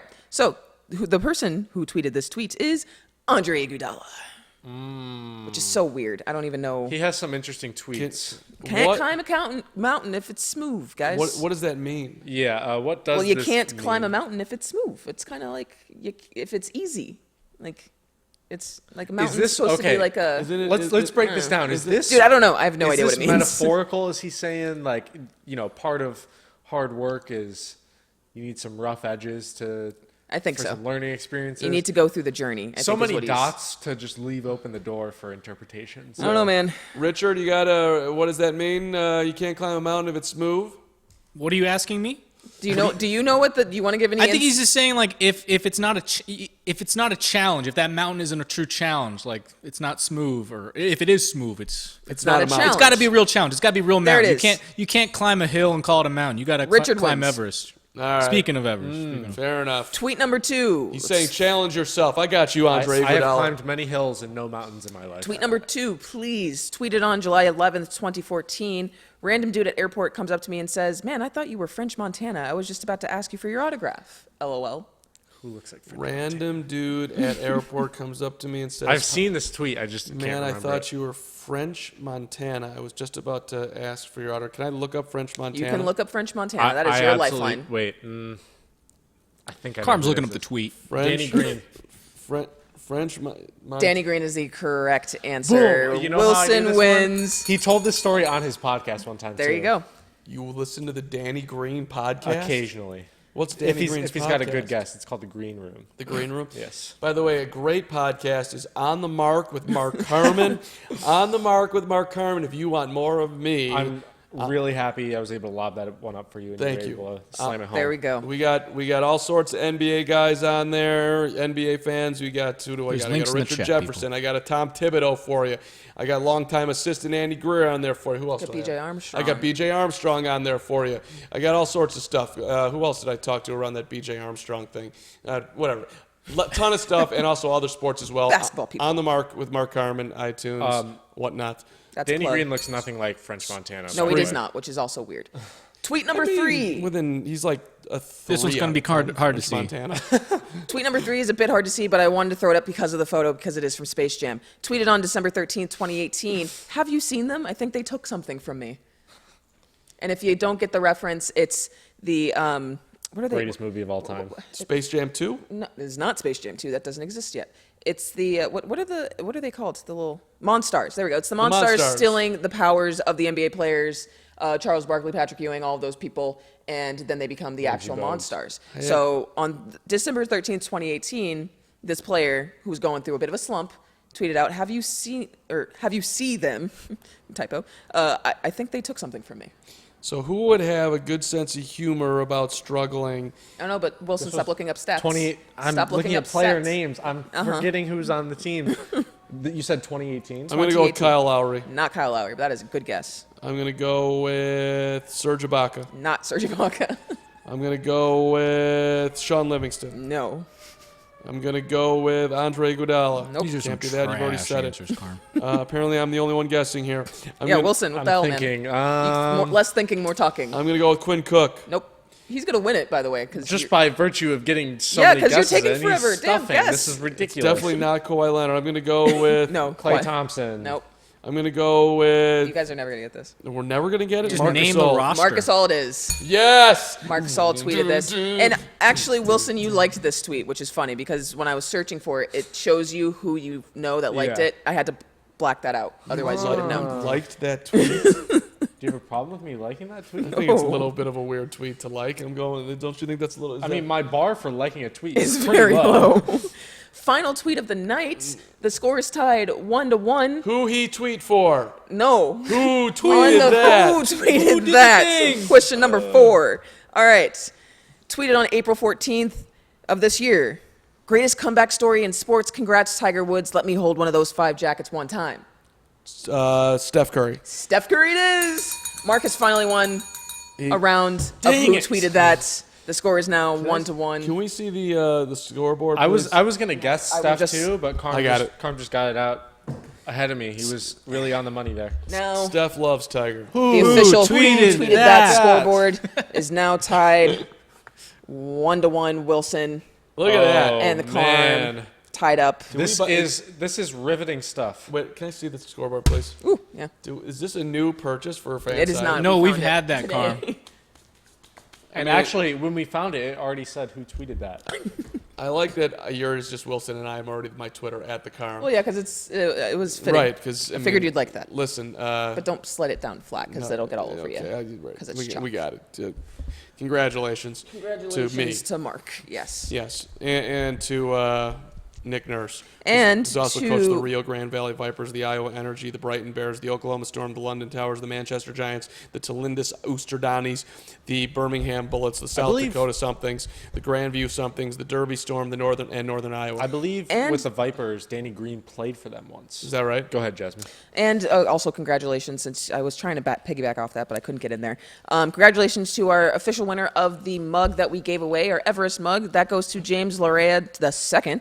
So Ooh, that's cool. You're a second. Enjoy that mug. Enjoy the mug. We'll be shipping it to you. Congratulations on that. Stick around for more trivia. We will be doing. Actually, you know what? Let's do a trivia right now. Let's do a yeah. trivia. Let's do one. Second trivia of the night. The question. What are we giving away, Jasmine? So the second trivia item that we're giving away tonight is a new T-shirt. It is a fan-sided blue T-shirt that we will be giving away. This is a first-time giveaway on the stream, so this is a big deal for us, just like the mug was. What we're going to do is I'm Huge. going to ask a question. You are going to submit your answer via email. You're going to send that email to nbalive@fansided.com. No purchase necessary, U.S. residents only, and you have to be 18 years or older to play. Second question of the night is is, that T-shirt soft? it's super soft. Could you sleep in that You T-shirt? could sleep in it. Could you wear it out to a bar? Yes, you could. Could you play tennis in it? Probably doesn't wick away sweat as much as you'd like it to, but yeah. Could you go to dinner in that T-shirt? Yeah, just throw it on a blazer and you'll look great. Nice cashy tee. Oh. There it is. Second question. How many championships did Steve Kerr win as a player? Not as a coach, as a player. Ooh. Right? Remember what teams he played for? What was one of the teams he played for, Carm? I seem to remember him hitting a game-winning shot for the Chicago Bulls in the NBA Finals 1997 on the way in good. Boom. All right, so that's your only hint of the night for that question. That question again is how many championships did Steve Kerr win as a player? Not a coach, not combined, just as a player. That was Game 6 at the United Center. I was there. Thank you very much. There you go. Send those answers into nbalive@fanside.com. The first person to answer correctly will get a shout out, will get a t-shirt in your size, and we will contact you. Boom. Bam, bam, bam. Steve Kerr. You know what's an underrated moment in Steve? You know what's an underrated team that Steve Kerr played for? Did you know that Steve Kerr was once a Cleveland Cavalier? I did not. That's fantastic. He was a Cav when he was young. And here's an old, I don't know if people remember the name, Stacey King. Yes. Stacey King out of Oklahoma, left-handed post player who couldn't get off the ground. And Stacey King fouled, I think he fouled Danny Ferry. There's a name. I know names. And, know those ones. And Steve Kerr ran off the bench and jumped on the back of Stacey King to protect Danny Green and his I'm teammates. going to have to see the video evidence of that because that sounds fantastic. I think I was bored at work one day and started looking for that evidence and couldn't find it. But I'm telling you it exists.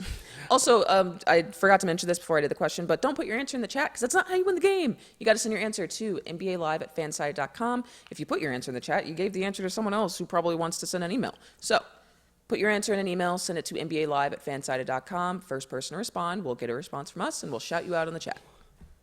Steve Kerr fights Stacey King. Cavaliers does not come up. I'll have to do a deep dive later. I mean, this is probably not what we should be doing right now, but I just want to... I think this is precisely what we should be doing during halftime. Steve Kerr. Well, we will be having Brandon Jefferson joining us at the start of the third quarter, so maybe you can ask him if he remembers I get... the Steve Kerr fight. I need some older people like myself. I need a diehard Cleveland fan. Well, you could ask Patrick Allen. I'm sure he probably maybe has some recollection of our it. boss is too youthful to remember that. I need a 50-year-old. Okay. Maybe a 40. I don't think Brandon's your guy. You need a 50-year-old. No, I know Brandon's not going to have it. You know what? I bet you Brandon knows, though.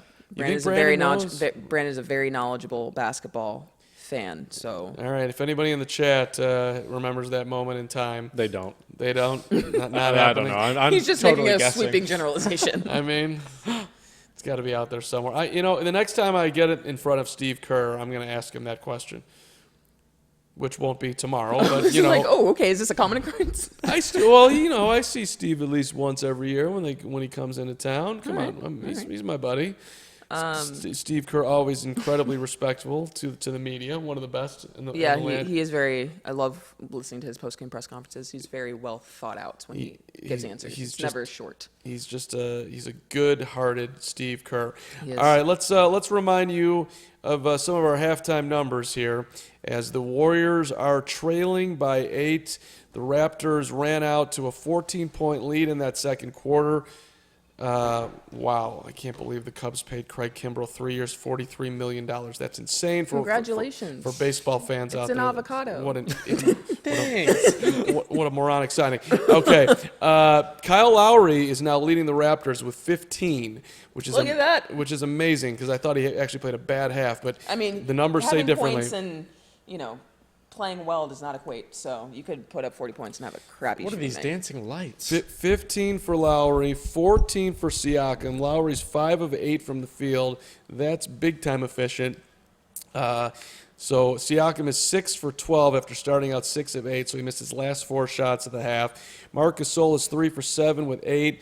Kawhi had his worst half, I think, of the finals so far. He was 2 for 7, 0 of 2 from 3, and I just thought just making some curious decisions out there. 3 turnovers. Now the Warriors are doing a great job in bottling up Kawhi, better than anybody else has done in the playoffs so far. Yeah. And he still has 9. And they've got to find a way to use that to get the ball to other guys. I mean, we've kind of talked down to Danny Green a little bit, but he's 3 or 4 from beyond the arc tonight. I think you got to get him some more looks. Yeah, for sure. And part of that is because the Warriors are slacking off of him on defense, so he's kind of left open. So now that he's like, okay, you're not going to respect my shot, boom, I'm going to knock him down. And if he can start hitting those, who knows? Maybe they stop doubling Kawhi because they have to guard Danny Green. And then it just opens up the offense. Absolutely. Yeah.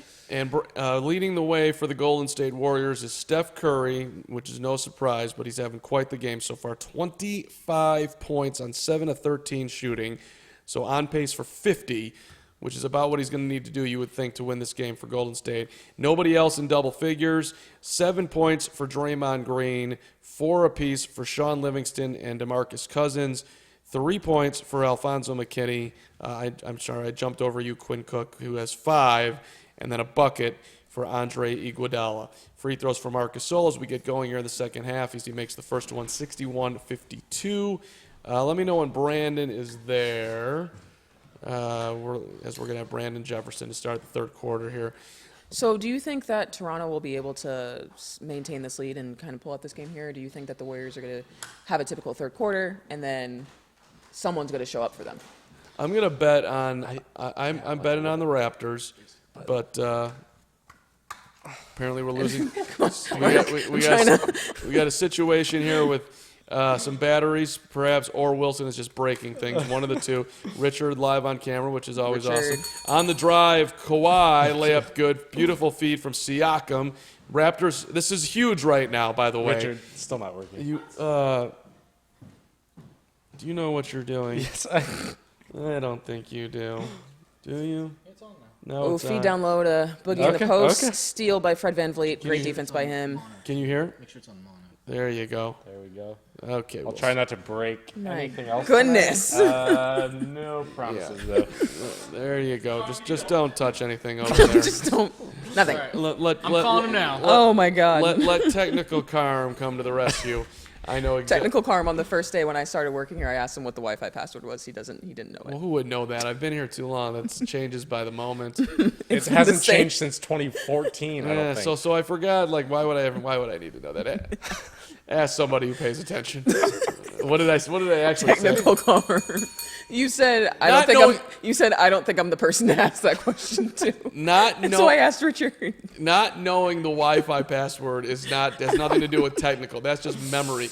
You, on the other end, Iguodala just hit a 3, 66-55. Okay. This thing's just broken. Okay. You broke it again. My Skype crashed. No, I can hear it. Okay. Okay, All right. okay. My goodness gracious. All right. This 11. man. Your guys' voices sound beautiful. There you go. I know. We all sound great, man. Skype just crashed, so 1 second. Okay, Siakam on the drive, no problem. Tipped out of bounds as this part of the game right here is where the Raptors lost game 2. So if you are planning on winning tonight, don't get scalded in the third quarter because they got toasted and just didn't have a lot of energy. I mean, the thing that's different from this game All right, and we the got previous is obviously Klay Thompson's not playing, and he went off in the first half for them in game 2. That's not going to be a problem that they don't have to worry about. Gasol on the drive, around it goes to Vanvleet for Hey. 3. Brandon. Nope. Rebound tipped, and Brandon Jefferson joining us here to Boogie Cousin. Brandon, what's up, my friend? Good to see you. Thoughts on the first half? What are you seeing from the Raptors? What are you seeing from the Warriors? As Steph just put in a little short shot off the glass, he's got 27, perhaps on his way to 50, 9-point game.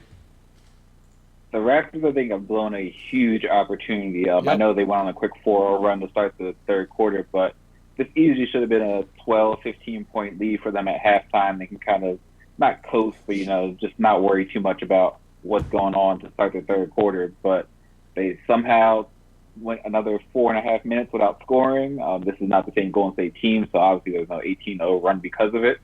But they just let this game stick around too close, and if it gets to the fourth quarter and it's under 10, this is a game that Curry could quickly get hot and steal from them.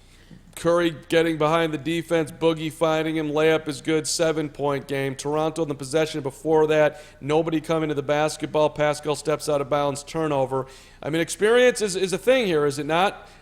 Golden State's been there, and for at least a bunch of the Raptors, their first time ever in the finals, first time on the road, as they just turn it over again. Steph on the run here, Steph in the lane, Steph for Boogie. Boogie misses the layup, rebound to the Raptors. Well, I mean, do you worry about the Raptors' experience here, Brandon? I do somewhat. In some ways, this is a mix of game 1 and game 2. The Warriors have once again gone all out to stop Kawhi. He was 2 for 7 at the end of the half. But Pascal Siakam, Mark Gasol, Kyle Lowry kind of stepped up, and Fred VanVleet's place, as we've seen for the first 2 games. But those 3 really were the reason that the Raptors were even up 8 at half. So I think if the Toronto Raptors, they have Danny Green, they have Kawhi Leonard, they've been here, they've been on the stage. But besides that, we don't really have too many people who have dealt with this kind of moment. And in Oracle, just 2 quick Steph threes, and suddenly the place is louder than it's been in Toronto. And so what do you do if you are, the Raptors and it's a pivotal third quarter here? Warriors are known to get off on hot runs, and this is where they, do a lot of their damage. What do you do if you're the Raptors on defense to try and slow them down? I think the boxing one might need to make a return. I know the Warriors have come out and said, we'll be ready for that. Draymond specifically said if they throw that out there again, he'll dice it. But you just can't let Steph get into any sort of rhythm. He was 4 for 8 from 3 in the first half. He had 25 points. He had 8 rebounds, 4 assists. He was killing them. And you can't have that happen, especially with no Clay, no Durant. Boogie's struggling in this game so far. You just can't let Steph beat you. If, McKinney's going to hit 3 or 4 threes, Iggy's going to hit 3 or 4 threes, you ultimately live with that. This is a game you should win, but if those guys are the ones who beat you, You shake their hands and come back on Friday.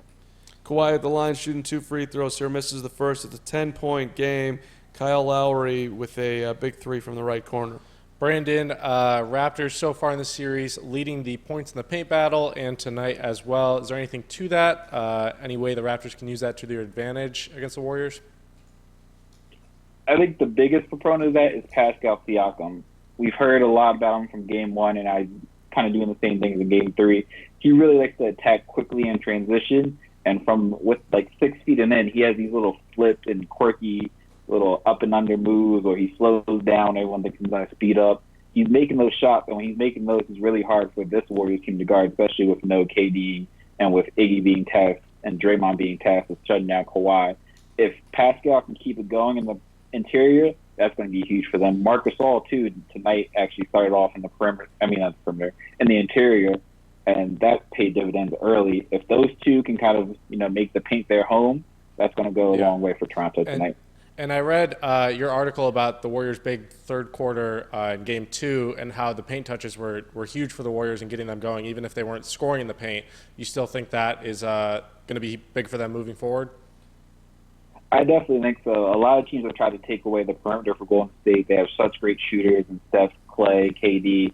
They want you to try to beat them another way. But in that third quarter in Game 2, what the Warriors did is use that to their advantage. So they would go inside first, and then either the defense would crash down or someone would break open or they would find someone on the cut, and they would just use the aggressiveness that Toronto was playing them off the perimeter to get easier looks. And then once the paint opened up, they opened up the whole game for them. Steph Curry with a 3 from the left corner to make it an 8-point game. Just a lot of scramble going on the court right now. Kawhi missed an open 3, which I thought he shot a little too quick, and the Raptors are going to take time here, up by 8 with 6:30 to go. All right, let me ask you an unfair question here, Brandon. So we're talking about the box of one, maybe busting that out, and I just thought the story of how that developed organically, where Nick Nurse is wanting to try something, was pretty cool, and his team buying into it. If the Raptors had stuck with Dwayne Casey, do you think they're here? I don't think there's any way they think of a box of one if Dwayne Casey is around, and I'm not sure if they would get there. I would probably see them getting back to the Eastern Conference Finals again. Kawhi has just been too good, but I don't know if the changes that they made within that series in the Eastern Conference Finals are something Dwayne Casey would do. They kind of gotten on him about his offense, and it wasn't really the most modern offense they were running under Casey, but it was effective because DeMar and Kyle were so great from the mid-range, and Kyle specifically, doing a little bit of everything. But I just don't think we see the innovations and things like that we've seen under Nick Nurse with Casey at the helm. Yeah, just for the record, I'm not trying to run down Dwayne Casey. You did a great job when he was in Toronto and had a good year in Detroit.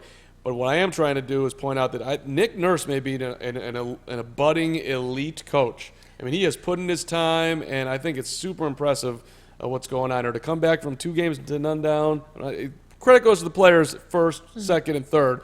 But Nick Nurse deserves some love. I mean, he definitely gets credit for creativity, trying things, I mean, Mike Budenholzer definitely did not do that in the Eastern Conference Finals. Yeah, that was basically the Bucks' demise and why they lost 4 games in a row. They just would not make adjustments that could have easily been made to give him a leg up in that series. Building rapport, trust with his players, that they're willing to do that. I mean, anything you want to add on that, Brandon? You look like you got thoughts. Just wanted to say that Bud is notoriously known for not making adjustments. Right. It's been a running joke that he's a regular season coach. You saw that with the 60-win Hawks kind of get decimated by LeBron, and now he had the 60-win Bucks running to Kawhi and not be able to do anything to change anything. So if Bud, I think, makes 1 or 2 adjustments, this is a different series we're talking about right now. Maybe the Bucks are even up 2-0 at this point, given what we've seen from the Warriors. But I just think, like you're saying, Nick Nurse has done it so much, done it so many different places, has had the ability to try things. He's won, I believe, 2 G League championships with the Raptors. He throws things out there, and at certain times, especially in a series like this, where they're the underdog and they're running against, this juggernaut team, sometimes it is that just wonky defense you throw out there for 5 minutes, or that one rotation switch that they don't see coming that could define the series. Key for the rest of the game here, Brandon. What do you see for the Raptors? What do you see for the Warriors? For the Warriors, I think they need to get off of the DeMarcus Cousins experiment tonight. He just doesn't seem to have it going right now. He's missing some interior shots. He's talking to the refs a little more than we've seen before. He's starting to look a little like the Sacramento Cousins as opposed to the New Orleans Cousins. I think they need to get off him. Bogut was great in his short stint in the first half. I think if you can keep Bogut around, 10, 12 minutes again and get some time from Jerebko and some time from Bell, that's going to be great for them going forward. And then for Toronto, Kawhi needs to take over this game. Kawhi needs to have his moment. They've thrown Draymond at him. They've thrown Clay at him. They've thrown Iggy at him. He just needs to be ready and willing to take over. And that doesn't mean he's going to have to shoot 20, 30 times a night like we saw in the Philadelphia series, but he needs to be the one making the plays for Toronto. Fair enough. Brandon, always great stuff. Anything more, Jasmyn? You good? No, that's the answer to my question. Wilson, you I good? do got one more thing for you, Carl. Yeah. From May 28th, 1992 Baltimore Sun article, Steve Kerr, quote, "You can't let them get away with something like that. That could have ended Danny's career." Right. Ha! He told you he would know it. Did you know it? You had to look it up, though. Come on. I looked at Damn it. But No, he actually has that one hanging up on his wall. But you can verify that you verified that I was correct, my man. I checked for you. We don't have video though. We just got an article. Just an article, no video. Okay. Yeah, we could have ended Danny's career. As if anybody would care if Danny Ferry's sad ass career would have ended. But Steve Kerr cared, which is a beautiful thing. It was. Stacey King almost ruined the career of Danny Ferry. Wow, two terrible NBA basketball players. Of course, Stacey King rather won some titles. All right, hey Brandon, we'll see you in Game 4 Friday night. All right, guys, have a good one. Thanks, See you, Brandon. Brandon. That's awesome. Checked it out, man. I knew my memory, which is not great. I don't think either of us doubted you. I was just like, I want to see the video because I want to see the video too. I can't believe he said that we could have ended Danny Ferry's career. What a nice kick out from Draymond to Quinn. It was just dribbling around in circles, so that did nothing. All right, 78-69, back to live action here with Steph floating one up. Banked it around and out. They're going to call foul, and Curry will shoot free throws here. 9-point game. Golden State hanging around. Which, if you're a Raptors fan, right, you're going to be concerned. There's just no way around it. Yeah, I definitely agree with Brandon in what he said that Kawhi needs to take over and he needs to be okay with taking over. I mean, in the last game he put up 34 points. He, was 16 for 16 at the free throw line. That's where he did a lot of his damage. But he needs to take this game over and put the Raptors on his back and solidify this game and not let the Warriors get back in it. What do you think about the Boogie take, though, to punt on Boogie as Bogut's on the court right now? That was interesting. Yeah, I don't know that I think you shared minutes between both of them. I just don't think that Bogut is effective and brings everything that DeMarcus Cousins can bring on both ends of the floor for you.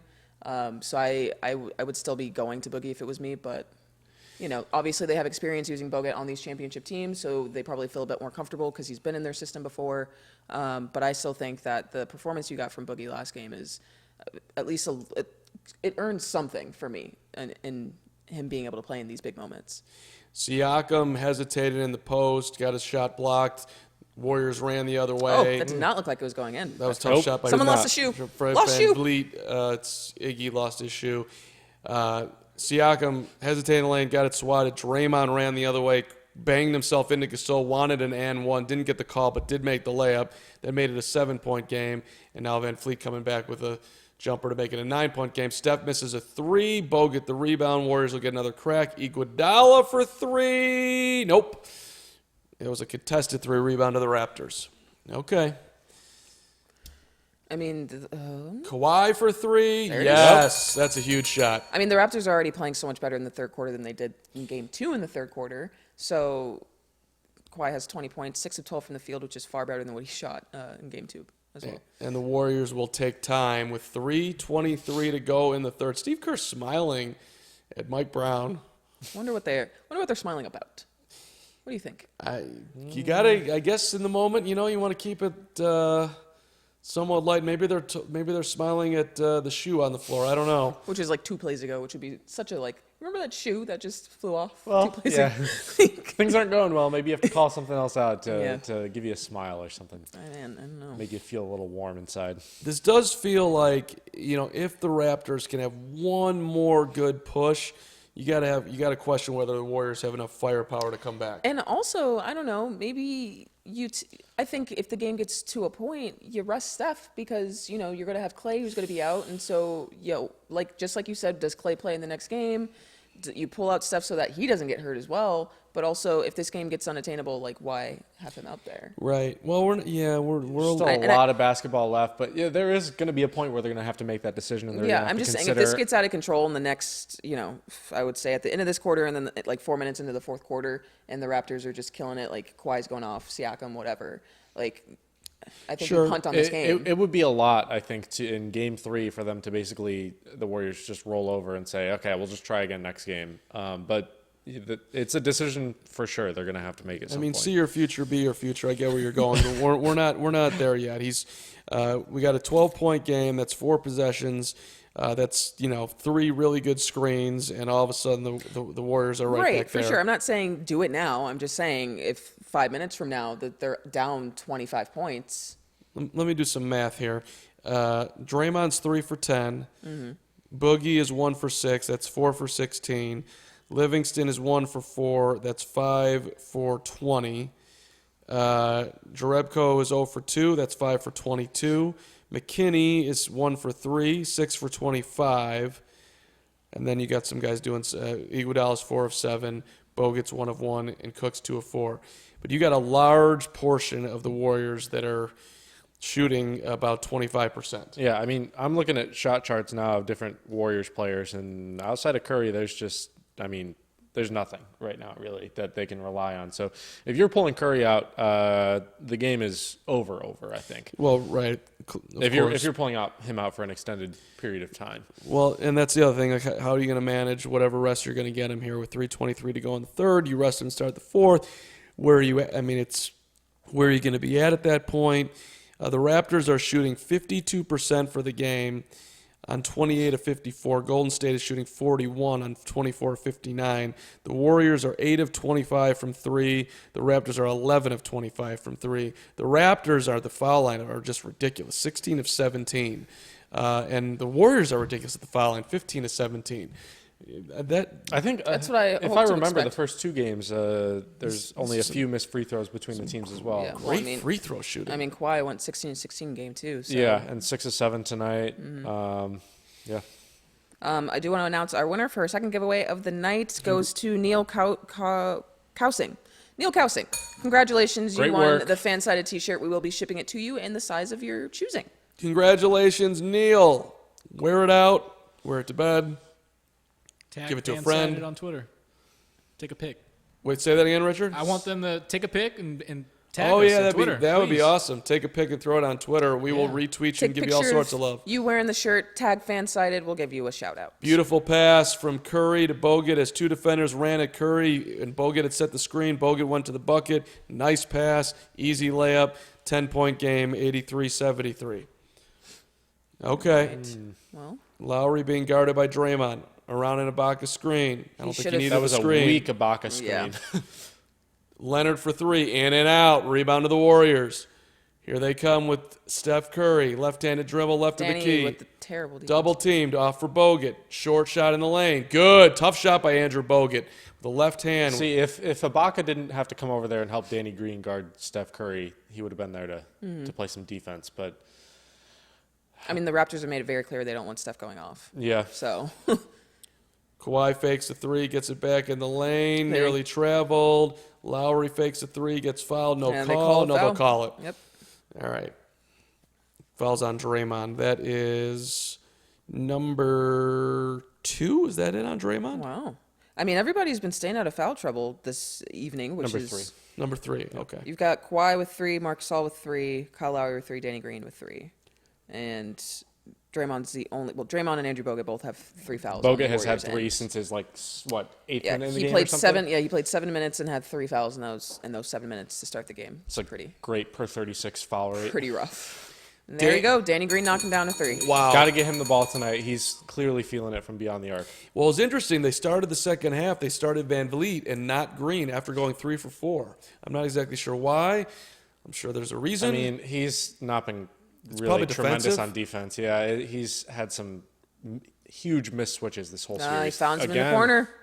Kawhi Yes! Money. feeding Danny Green. He even passed up a layup right there. Yeah, he did. He had That was a good find, though, in the Yeah. quarter. Well, Kawhi has, even in these playoffs, improved a ton on the playmaking side of things. Yeah, I mean, I wouldn't say a ton. He's improved, but I wouldn't say it's I astronomically think insane. he's definitely looking think for those are- people I way think- more than he used to. Well, I think those partially are- because he's had to. I think those are plays that he's normally made. It's just people. I don't think people watch Kawhi Leonard enough play basketball.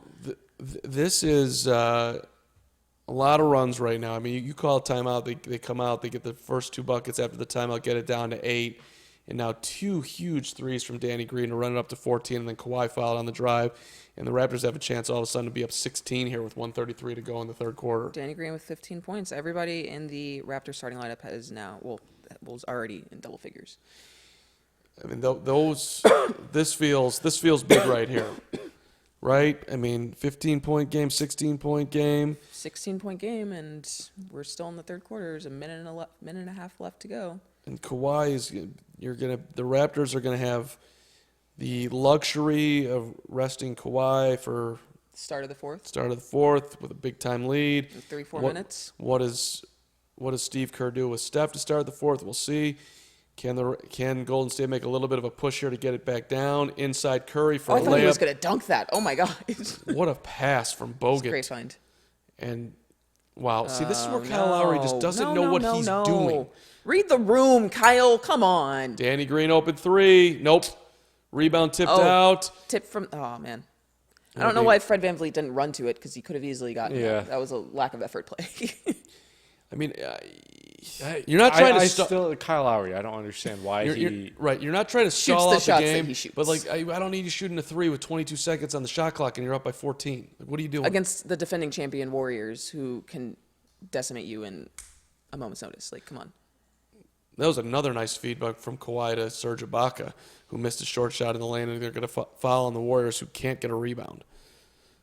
All of a sudden, the Warriors are being. They have a rebound at Toronto. No. I'm sorry. I'm looking at assists. I mean, if Boogie was in there, he would have gotten the rebound. That's all I'm saying. Got Andrew Bogut out there. Not DeMarcus Cousins. Jordan Bell is about to check into the game right now, by the way. Boogie's 1 for 6. Nice. I'm not saying he needs to do it offensively, but he offers some positives on the defensive side. Well, not that he's known for his defense, but he's a hustle guy. Okay. He's gonna be out there. He's gonna be on the floor 15 times a night because that's what he does. He has been hustling. There's no doubt. He is a hustle dude in these finals. Free throw in from Kawhi. What are they trying to show? Are they showing us a sullen Klay Thompson not playing? Klay is going to be so pissed if they lose this game, by the way. I mean, which is great motivation for the Warriors in Game 4. You got to protect the player from himself. It's a long series. This if it does go the way of the Raptors tonight, 3 ball from Steph on the way. Good. They needed that. 93-80, 13-point game. How do you let him come across a screen and have a wide open look? That should not happen. Curry, 39 points, 6-12 from 3 tonight. 39 for Steph. Wow. That's just preposterous. 39, nearly half their points. Lowry on the drive, rejected, rebound tipped out. But those are the kinds of drives he should be making. Yes. Kawhi able to run it down. Danny Green! Danny Green is playing out of his mind. Just killing the Warriors. Steph is just beside himself as he brings the ball up the court. 18 points for Danny G. Curry around the back. Nice. Step back, working on Vanvleet. Oh, my God, no. What happened? They called time. Oh, they're fixing the scoreboard? Or is Danny he telling Green someone to look at the scoreboard? Danny Green was like, I know I made that shot. It might have been the shot clock. Or maybe they didn't give him a 3. I don't know. They wouldn't stop the game for that. Ooh, technical. Was it 3 seconds? Danny Green has... I'm not sure what that call was. Not sure. Anyway, Steph got a free throw. Danny Green's got 18 points in 18 minutes. Things that will not happen again in the NBA Finals. That would be one of them. Ibaka, defensive 3 seconds. Yeah. Okay. All right. So 15-point game. 2 seconds different shot clock to game clock. Warriors with their last possession get a of shot third. off? Steph in the corner. Double team looking for help. Jerebko. Cook. 20-footer out front. Good. Nails it. Not an easy Quinn shot. Cook. 13-point game. Raptors with one final look at it here. Lowry in the lane, banked it, no. Rebound, Warriors, third quarter is over. A 13-point game, as this is the second time tonight that Toronto has put up 36 in a quarter. That is not great defense. That's not, you can't win like that if you're Golden State. I have a question about Quinn Cook, as he just hit that step back over Serge Ibaka. Do we think that Quinn Cook could be successful in another system, or is it because he's in the Warriors system that he's been able to be effective for them? Like, is Quinn Cook a good basketball player? I think he's serviceable, but I think his benefits have been accentuated to a pretty extreme degree by just great looks from the Warriors system. I mean, I think it's unfair to some of the Warriors to say they wouldn't be a great player elsewhere. Well, yeah. Like people, especially do that to Draymond. Draymond Green is a Hall of Fame player on the Warriors or wherever the hell he is. That dude is going to impact any team. And Clay's phenomenal too. Steph's ridiculous. But guys like Quinn Cook, I mean, I think Iguodala has benefited enormously, but he might end up in the Hall of Fame because he's on this team. I mean, let's be real. Yeah, that dude. Yes, let's that's be real. 100% true, though. If he was not on this team, he would not be in the Hall of Fame. You're and right I don't about think that. that's a discredit to these players to say that this team made them better. It's a great organization and a great group of guys. So to come in and play and to be lifted up by them, that says good things about you as a player too. Sure, and Andre has, and listen, if he was on another team, he would have scored more, and maybe his numbers would be a little more gaudy. Maybe he'd be Hall of Fame by your standards. I don't think he would be, but Even still, he would not. But okay, here let's dial in on the fourth quarter here. 13-point game, and let's see. I'm interested to see how the Warriors will start this fourth quarter. Is Steph Curry on the bench or will he be on the floor? Guesses? I think he plays the whole fourth quarter. Yeah, I think so too. I don't think, if you have him out of the game, because usually when they take Steph out, it's Clay that's going to be the guy that they're running their offense through, but you don't have that. And, Andre Iguodala has 10 points, and then you have Draymond Green with 9. I mean, who's going to be getting points for you? Yeah, that's all true. But after Danny Green hit that 3, and Steph's coming up the court, he just looked exhausted. I mean, he's going to be exhausted. I think running off the clock. But I think everyone is exhausted. It's the NBA Finals. You're playing your hardest. Everyone's going to be tired. He's getting a break right now in between, quarters. So I think if the Warriors are still trying to win this game, which I imagine they are, I think you have to keep him out there because that's the only way you're going to win this game. You're a no-rest Wimbish. No, I'm just keep him playing. Let's go. I just don't. I'm very Tom Thibodeau in that way, I suppose. You're Tib Wimbish. Wimbish Tibbs. I'm going to tell you he's going to start the quarter on the bench. Okay, I just think that I think the whole excuse oh, well, he looks exhausted. Everyone's exhausted. It's the finals. Of course you're going to be tired. You get some water. You sit on the bench for 2-3 minutes, however long this timeout break is, and then you go back at it, and you got another timeout 3 minutes later, and then you haven't you get rests. Yeah. Right. Well, I mean, there's gonna be fouls. You get rest. If you're the man for this team, like Steph is, you kind of got to play. Especially now. This is your job. Yeah. This is your job. And by the way, what a ridiculous performance by Steph Curry tonight. 40 points, 6 assists, 8 rebounds, 13 of 26 shooting, 6 of 12 from the three-point line. The only other Warrior in double figures is Iguodala with 10. And he's minus? And he's minus 13. Yeah, not great. Draymond's got 9. Steph might go for 50 and they might lose. Yeah. And that happened to the Warriors earlier this year. KD went for 50 and they lost in the regular season against the Raptors. He is on the court. Jasmyn is correct. Quinn, boom, guarded by Vanvleet. He's not going to sit the entire fourth quarter. And Boogie is also out or in. Is Jordan Bell too? What a weird lineup to run. Iggy gets fouled, going to the hole. Free throws coming here as the Warriors are going to try and somehow, some way, find a way to come back and win Game 3 here, down 13 to start the fourth quarter. 2 free throws for Andre Iguodala. In the finals, Danny Green has shot 53% from 3. Wow. It doesn't feel like it. What? Well, what is he tonight? He's Well, tonight has greatly helped He's his 6 numbers. for 8. I mean, you also have to look at those Spurs teams he was on. That was literally his only job was to just sit there on the 3-point line. Oh, in his not Yeah, just not these just in the finals. no, oh, okay. finals wow, career. that's even more impressive. Exactly. I was like, why is no one more impressed by that stat? Oh, for his career. Yes. I thought you meant in the 53%. 3 games so far. Wow, that's insane. All right. That's Raptors, showing up when you need to.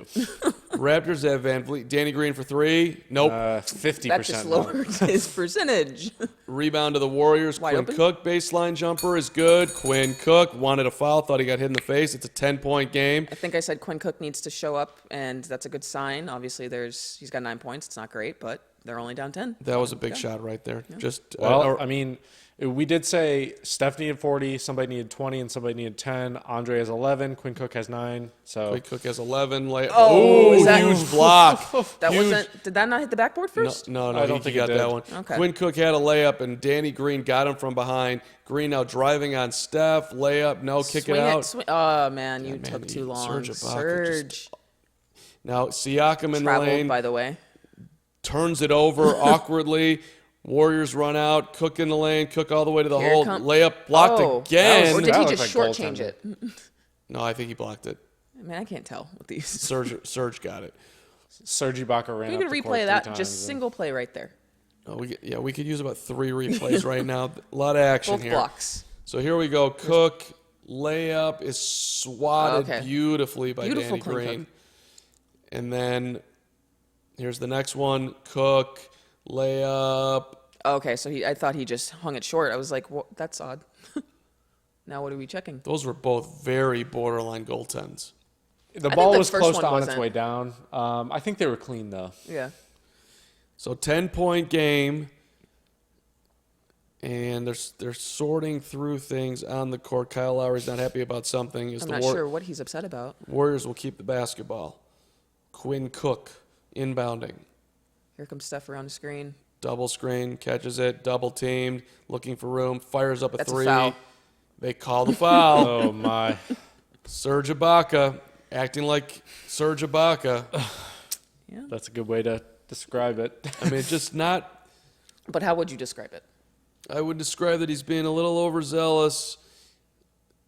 Once the shot, well, he tried to control himself. Yeah. Well, I think also, like, this is Steph kicked the out the leg, benefit too. of having Steph. Like, they Steph set a kicked out good his leg. screen, and Ibaka got switched onto him, and it's a Steph- hard guy for a big man to guard. Steph pulled a James Harden. He totally kicked out his leg, which happens, I get, but he was definitely hunting for that foul. No question. One and it's Well, got into the line. That's a very, very, very tough defensive assignment. Hey, don't let Curry get a shot up, and don't get too close to him because he might kick his leg out. I mean, that's not easy. First free throw is good. 9-point game. Especially for a guy as big as Ibaka.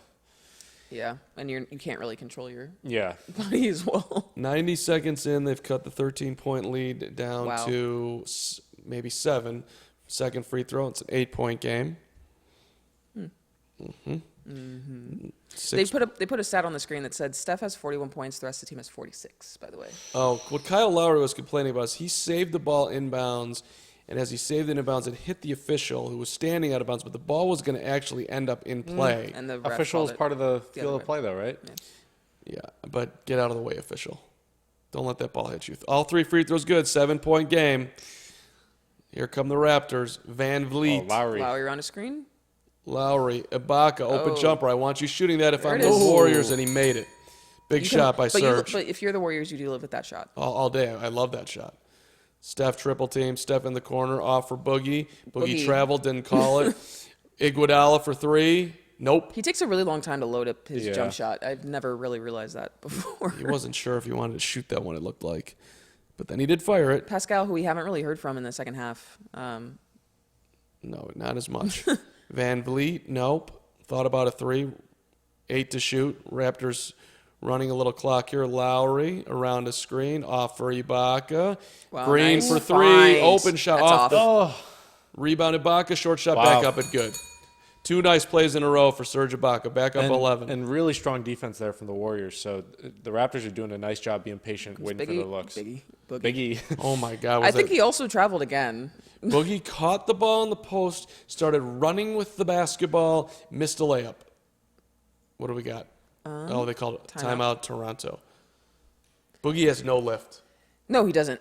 But I don't think he ever had that much lift. No, but it's a little bit more pronounced with him being off the court for so long, coming back from an Achilles and a calf injury. I mean, Jordan Bell is just so undersized. There's no way he was going to get that from Serge. And that is when you do have an Andrew Bogut in the game. So. Yeah.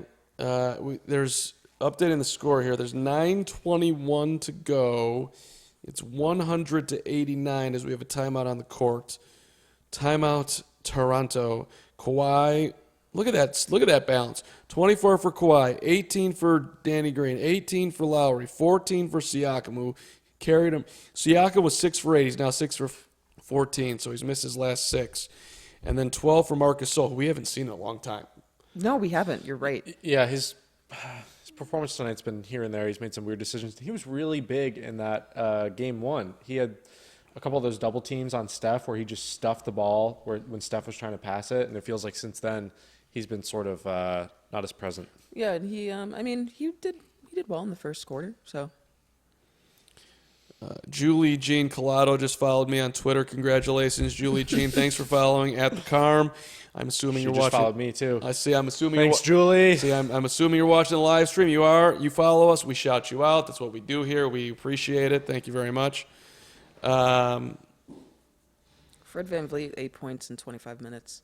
3 of 6 from the field, 2 of 4 from three-point line, though. I mean, that's obviously not a typical, oh my God, Fred VanVleet went off for 15, 17 points, but he's been effective. And I like the way he's playing. Controlled game. Yeah, he's playing very much within himself, guarding Steph as to the best of his abilities, and not being reckless on the offensive end of the court. Shoot open shots. I mean, there's no need for hero ball right now tonight for the Raptors. And I think, like we were talking about earlier, they kind of asked too much of him in the game 1 and game 2 because of what he did in the Eastern Conference Finals. And that, whatever that is on the screen, looks delicious. Some sort of ice cream parfait. Anyway, look at that thing back there. Where is this? McDonald's? This is McDonald's worldwide favorites. If you want That to, looks delicious. I'm sure it looks nothing like that in I'm person. 100% positive, but that looks really good on camera. Shout out. We're loving it, Mickey D's. I don't even remember what I was talking about. I was so distracted. McDonald's. Ice cream. Might get McDonald's on the way home. What were you just talking I don't about? know, right? We were talking about VanVleet and playing within himself. I know that was one part of the conversation. Oh, yeah. Them asking him to do too much in game 1 and game 2. Now he's been able to kind of take a traditional role of the bench player and step back and not, stand out there on the three-point line, fight cross screens, and try and get open. So that's kind of what I want him to do more instead of them asking him to basically control the entire offense. Let's play this forward just a little bit here. Now, granted, this is every game things change, guys play better, and again, it's going to be asking a ton for Kevin Durant and Klay to come back and play to the level that they're capable of playing coming off injuries. But I think it is fair to say that if they can be close to that, you still got to like the Warriors in the series if they both come back. If you get 60% from KD and 60% from Klay out of their normal 100%, I think they are the favorite in the series. If they're both even down 2-1 with the Raptors with home court. I think so, yes. But that's still a huge what if because, like we said, we don't know when Kevin Durant's coming back. Klay we'll probably see in game 4. But Klay, I'm confident he can come back to 60% or more. KD, they just keep pushing that off, it seems like. Yeah. And there's more questions than answers, it seems like, every time we talk about and it's him. not even it's 0 answers. We have gotten nothing. Right, yeah. It's just he's shooting the ball, but it's like we've gotten 0. It's radio silence from the Warriors, which I understand because they want to protect their guy, but... Well, and they also said he'd be back mid-series. I mean, I would call Game 3 mid-series, right? Like, yeah. It seems like Monday, but we'll who knows?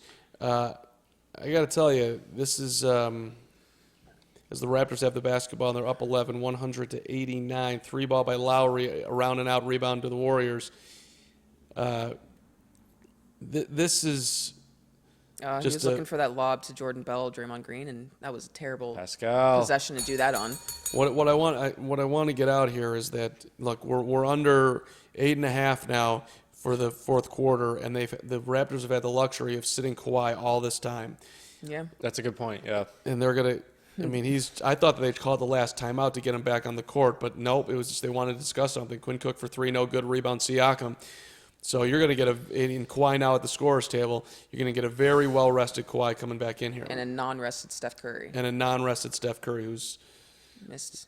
doing his very best to keep the Warriors in the game, but he is a human being. Here's Draymond down the lane, lob it for Iguodala, can't catch it. I don't know why they're doing that as if Iggy could even do that. He's not Andrew Bogut. That's who you run those plays with. He did it to Jordan Bell on the last possession, and the exact same result happened. It was a turnover. Steph 15-footer is There good. it is. Steph Curry is a preposterous basketball player. He's got 45, 11-point game. And something that we haven't even mentioned on the stream tonight is Iggy's comments after game 2 talking about how he's trying to protect Steph's legacy, which a lot of the Warriors players have been talking about recently, and how Steph is kind of underappreciated and underrated, and this whole thing about protecting his legacy. I don't know that his legacy needs protecting, but that's just me because I've always held Steph Curry in high regards, but I don't know. Is it something that has been weird? Like, I don't... Andre Iguodala said that, right? Yeah. It's a really weird just thing to say. Yeah, that's what I thought. Draymond Like, that's not your job. Draymond just double dribbled, got away with it. Curry in the corner, Curry on the drive, Curry short shot on the right baseline, missed it. Rebound to the Raptors. Kyle Lowry, by the way, hit a 3. Steph seems defeated. He's still getting up off the Oh floor. my God, Siakam ran over. Look at Bogut. I think Draymond. He ran over Draymond. That should have been a block. That should have been a charge. They called a block. Yeah. See the replay. I can't believe this. Draymond. It's close. And they called a block. They called a block. Listen, Siakam cannot knock Draymond over without Draymond trying to sell that a little bit. So Kyle Lowry's 3 that he just hit was a stepping a little up fake and then step away, and Draymond was right there. If I'm the Warriors, I want him shooting that shot. I want Kyle Lowry shooting every 3 possible because he seems to take them with 20 seconds left on the shot clock. So that's fine with me. 14-point game. Kawhi back on the court, standing in the corner as Ibaka Serge, catches it down low, and his short Oh, shot is one. good and one. And now we are officially in the major danger zone for Golden State. It almost feels like they You want to can't sing do it. Danger Zone? What's that? You want to sing Danger Zone? Right into the danger zone? Yeah. From like Top Gun? Yeah, oh yeah, no, I believe me. I was like, I think you know that song. Sitting on the years, running in the They used to Yeah, play. that's it. those are the words. They used to play it at the old Chicago Stadium when there was like 30 seconds to go, and somebody would call timeout, and the big bull on the court he'd be biting his nails, and they put up "This is tense." This is tense. This is my childhood playing its This way is out right tense. now. This is tense. Right into, but this is Danger Zone. back then. Right now they'd be playing. Well, they'd be playing after the game. Mama said there'll be days like this. You've told me that. That's what this is starting to feel like for the Warriors, who are in need of a little bit of a mini basketball miracle They've right got now. Bogut back in the game, by the way. They took Jordan Bell out because obviously. Lowry thought about a 3 on the drive, covered up by Draymond. Fade away. See- Kyle Lowry's playing out of his head. That was a He's very playing tough out shot. of his head inside of the arc. That's where he needs to be operating his entire game. Drive to the lane, get a mid-range. That's all you need to do. I don't need you to shoot more than three threes a game. I will remind you, he's 5 for 9 from the 3-point. I know. Draymond Which just hit a 3. It's not sustainable, to me at least. 107-94. We're getting to. We got 6.5 minutes to go here, so we're not quite at. You got to pitch a shutout, but we're getting there for Golden State. They're going to have to. Well, Kyle Lowry's just getting anywhere and dishing it out, and Short shot by flow Kawhi is game, good. Boom. We're getting to the point here where we're going to need that major Raptor scoring drought that we got in the third quarter in Game 2, and I just don't know if we're going to get it. I mean, I think it's like we were talking about with Brandon. You credit Nick Nurse. It's like he figured it out in one game. And it was like, oh, this is what we need to do defensively to not get them to go off for an 18-0 run. Because the Warriors haven't really gotten on any sort of run this entire game. Nope. They've done their best to hang around, but And part of that's personnel, but Yeah, for sure. They're down a lot of people. And when you have Clay out, a great defensive player, and when you have KD out, great defensive player, Draymond's been fine, but you can't do much when it's just him out there on an island. Kawhi in the post, guarded by Curry, steps around him, puts it in with the left hand. Too big, too strong. Did he get a foul on that? No, they didn't. Well, Steph kind of slapped him, but yeah, that's not the Let it matchup go. you want. Steph guarding Kawhi in the post. So, but that's the type of matchups you're going to get when you're missing KD and Clay. And 17-point game here, team.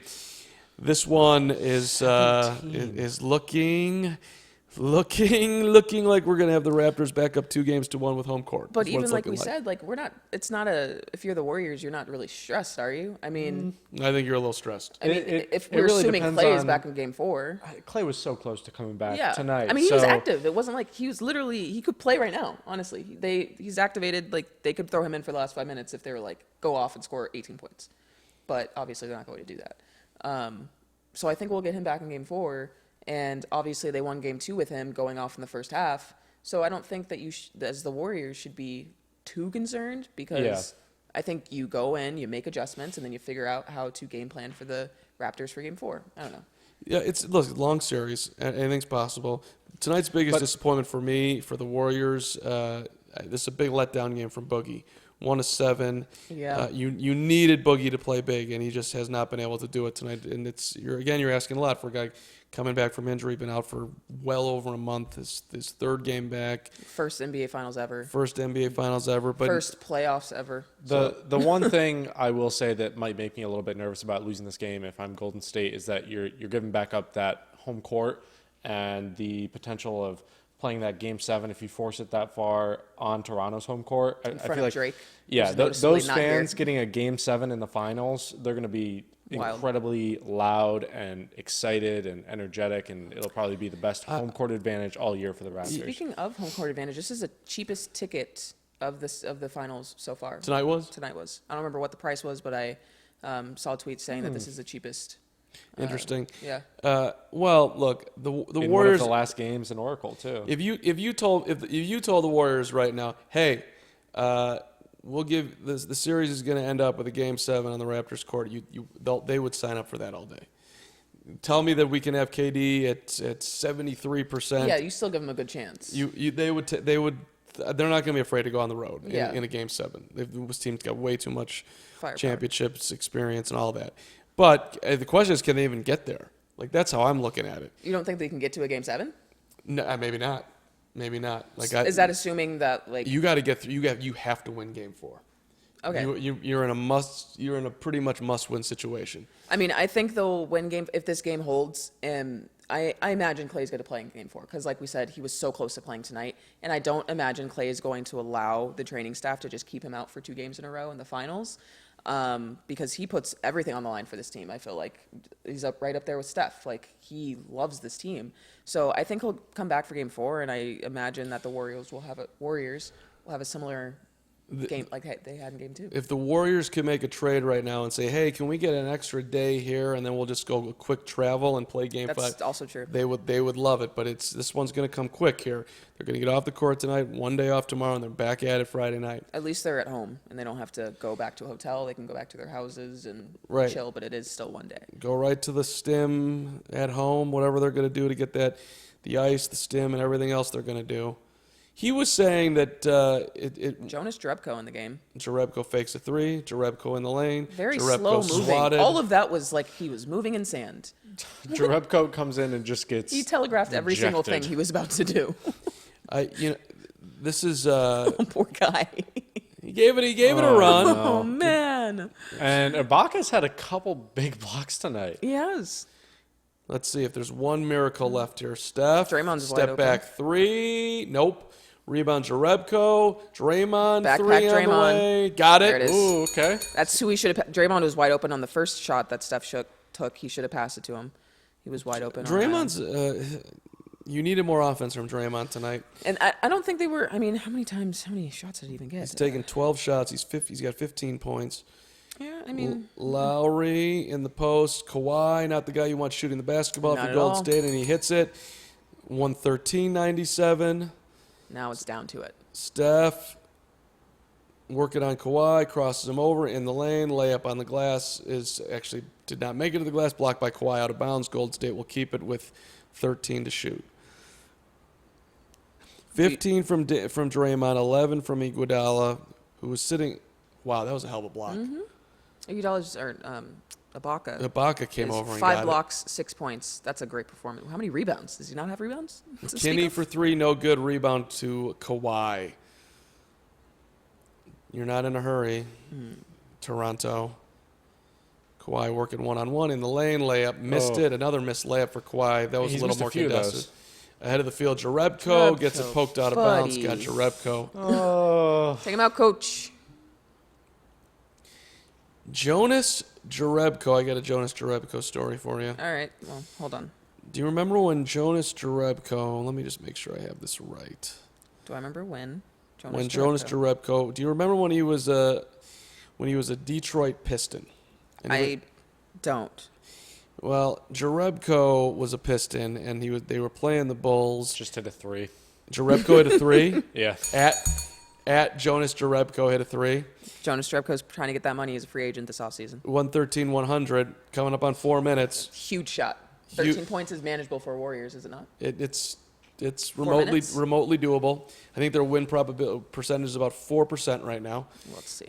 Strip, steal. Here they come, 3-on-2. Draymond all the way to the hole. Tried to dunk it, got it blocked. Jerebko just missed an easy layup. Blocks oh, for my God, 6 blocks for Jerebko. Serge now. My lord, Wow. that was Yeah. impressive. I take back anything bad I said about Ibaka. He's been good on the defensive end tonight. Let's see. One probability. He lost it. Draymond lost it on the. Oh, that was a goaltend. Toronto- That was a goaltend. Toronto again. has a 98% chance to win this game right now. I said 4, so it's 2%. 2% chance that the Warriors win this. Free throw by Jerebko is in. 113-101. But Jerebko was complaining when he was playing for the Pistons all night. All the might that Draymond brought to that. And just, That did hit the backboard. That was a goaltend all day. did they give it? No. No. Interesting. Oh, it's not under 2 minutes, so never mind. Jerebko was whining. I tweeted at Jerebko, "Stop your whining," at Jonas Jerebko in the middle of the game. And then he responded after the game at me. Jerebko wrote at me, "Whatever, buddy." That'd be funny if he replied at halftime. Jerebko came at It's me. a very Kevin Durant thing to do. Yeah. I'm like, no one's tweeting at Jerebko except for me. Except for you. It was a very fair tweet, by the way. I was not trolling. I was 100% correct. Jerebko was acting like a putz, and he deserved. Putz. Yes, there's an old word I for wouldn't it. call it not trolling. What would you call it? Trolling is like to me. That's like it's unfair. I don't think it's trolling because he added him. He put him in the tweet. So I think you can add somebody and still be trolling. It was only one tweet. I didn't go Look, nuts I on mean, it. I love a good troll. I'm not saying you were out of pocket, but I thought that Jerebko was showing poor sportsmanship and was acting like a clown out there. I wrote at him, and he wrote me back, and that was the end of that. Hashtag Jerebko. Now he's in the NBA final. hashtag Jerebko. He's in the NBA finals, and we're and sitting he just here. he hit a big three in the NBA finals. He hit a big 3. Hey, thank you to all the followers jumping on here. Tori, I see you at. I'm getting the same ones, I think. Yeah, they're following all of us. Shout out to you guys. You can follow us as you see right there. 56 points by the Warriors team, only 45 by Steph. That's just sad to watch. At the Carm is the best follow on here, but these two are really good too. Wow. I don't even care. You actually the most active Twitter is right there, Jasmyn Wimbish. Tremendous. Your Twitter's phenomenal. Yeah. I love your Twitter. You're a very active Twitter too. But I just give you the quality. I give you the Jerebko with the missed free throw. but we appreciate everybody jumping on, following. Ooh, Alfonso McKinney almost with a big time dunk. Everybody's trying Ibaka and it has not worked so far. He's got 5 blocks in this game, 6 points. Turnover. It's a good turnover right there, and an opportunity for a couple more free throws can make it a 10-point game. Nick Nurse 7 meltdown. Alfonso McKinney. He tried to end Ibaka's life. Good lord. Wow, they've met at the rim big time. McKinney had a nice knee into the chest of Ibaka there too. That's gonna hurt a little bit. That's called an athlete. Oh man, missed free throw. Can't have it. What happens YouTube when TV try it free throws. What does that even mean? Not sure. Maybe you record yourself trying to do the free, but that doesn't seem exciting. I don't know. One more free throw coming. It can make it an 11-point game. Shoots 50% in the finals, 4 for 8 so far. So I root hard for Alfonso McKinney. look at how still they are in Jurassic Park. Yep. They're just Missed both free throws. Tipped in. Wow. Oh, are they going to wave it off? They're going to wave it off. Yep. Lane They violation? Oh, that's too bad. You know how many times lane violations actually happen in the game?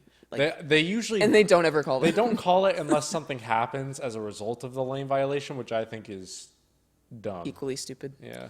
That was not. Oh, it wasn't a lane, but it was still on the rim. It really wasn't, though. No. I don't know. That's too bad. It's a kind of a bad call. Bottom line, huge blown opportunity. He missed 2 free throws, and then whatever that tip situation was, it did not go the way of the Warriors. Oh, wow. Great defense by Steph Curry. Wow. And finally, They called a foul on the Raptors. Yeah. That was an Curry jumping into the passing lanes, like full on, like diving like a shortstop to get it, and then he gets fouled on the ground. That was a nice job, denying the basketball. Great D by Steph. It took a really long time to call a foul as well. Oh, was that good defense? It's more like a cornerback in football. It would be a better comparison. As they were, I don't know why the Raptors just had to get the ball to Danny Green there so badly. Because he's hot. Yeah. I guess. Steph Curry at the foul line, 11 of 12 tonight, now 12 of 13, 34 of 36 in the finals. Andre Iguodala on the bench. Is he fouled out, or is he just the Hall of Famer being benched? He's sucked this game. No, he's got no fouls. He's got no fouls. Which is also a oof. The Hall of Famer. Okay. What? He's going to tweet about this all day tomorrow, by the way. If you play 30 minutes and you have no fouls, were you? What were you doing? Yeah. 113, 103. Like, even Bogut has 3 fouls in 7 minutes. That's just aggression. Well, I don't know if I'd call that smart basketball. Oh, no, that's the joke. You were there. Warriors need a stop. In the corner, Lowry.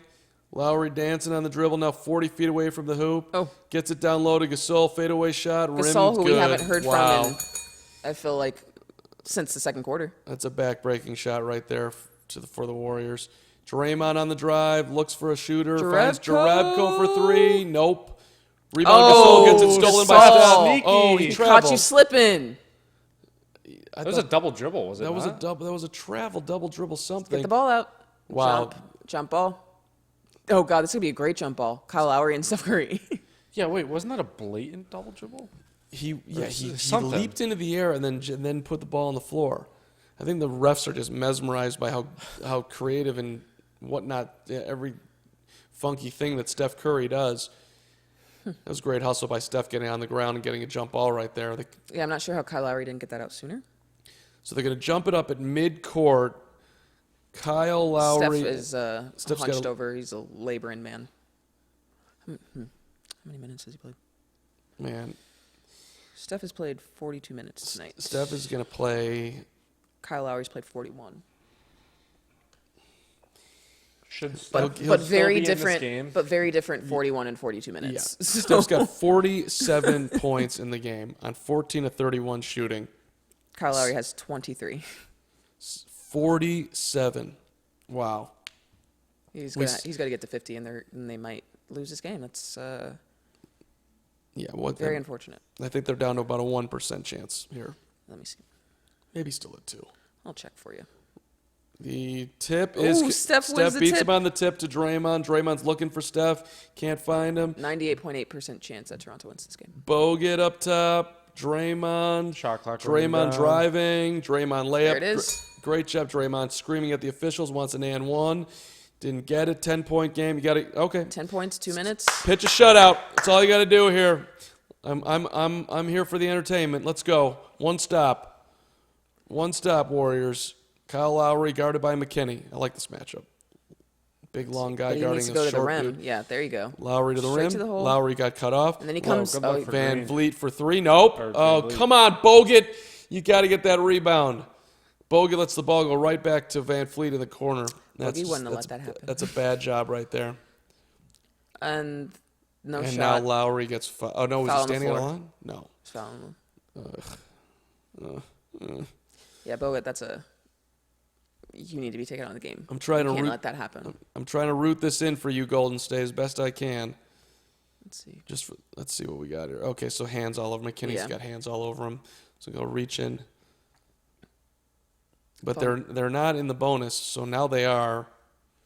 Raptors will inbound with 14 on the shot clock, with 1:53 left in a 10-point game. Golden State needs a stop. Just turnover would be even better. And a breakaway where they shoot a 3 and make it a 7-point game. I'm a never say die guy. Come on. Instead, it's Kawhi crossing over, double teamed, falling down, kicking it out. there was a foul VanVleet, three, What? hits Oh my it. They God. count it. Wow. What the hell? And that, ladies and gentlemen, is going to be the dagger. Oh, they. Fred VanVleet saying that's a foul. Draymond saying he traveled.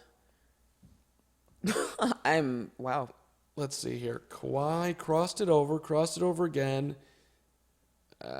So they're saying Kawhi traveled. I can't tell if Kawhi landed or not. I think he was still in midair before he. Very close. Kawhi was stumbling with the basketball, leaped up in the air, kicked out the pass. I think his foot may have come down before he got rid of it, but probably I don't think did. Regardless, they didn't call it. I mean, Steph's gotten away with quite a few travels tonight. That's true too. Yeah. That's true too. And VanVleet hit the shot. I mean, give him credit. Yeah. That's as the time was expiring. That was a rainbow shot too. Like.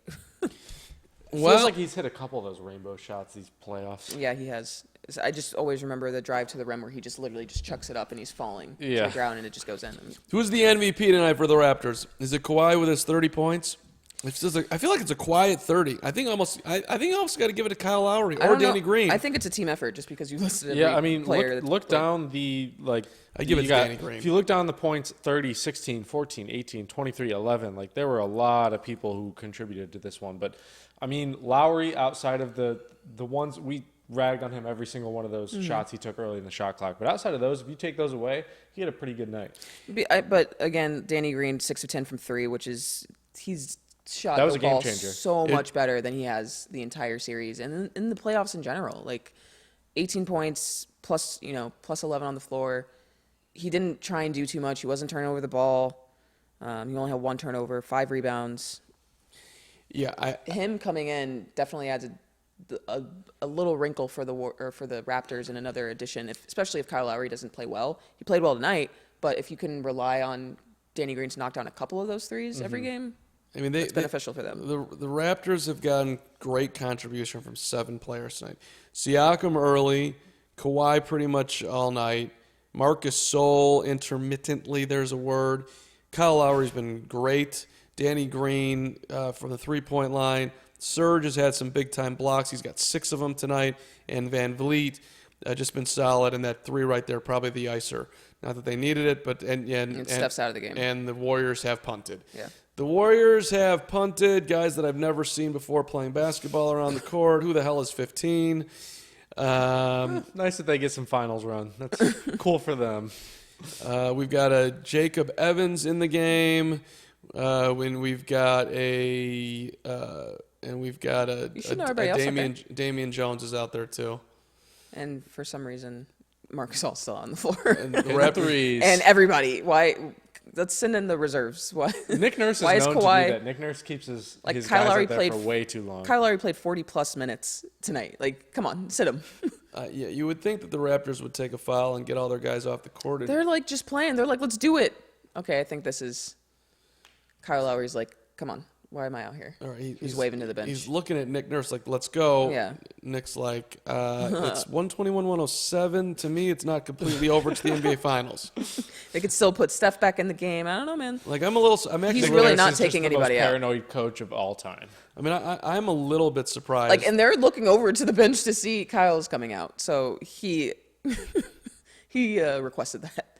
VanVleet's coming out. Okay, there we go. The Raptors look disappointed at this point. That's a huge. Well, listen. It's a great job by Toronto tonight. Let's give them credit. I mean, this is a game that they should have won, though. They also should have won the last game. They could have very well. They could be very well up 3-0 right now for sure. But this is definitely that's something to think about. Yeah, that's a thought. But definitely this game because you were down so many people with the Warriors. So we knew that Steph couldn't do it by himself without any help. Siakam's still on the court for some reason. Gets a backdoor pass and lays it in. This is look. The Raptors have regained home court.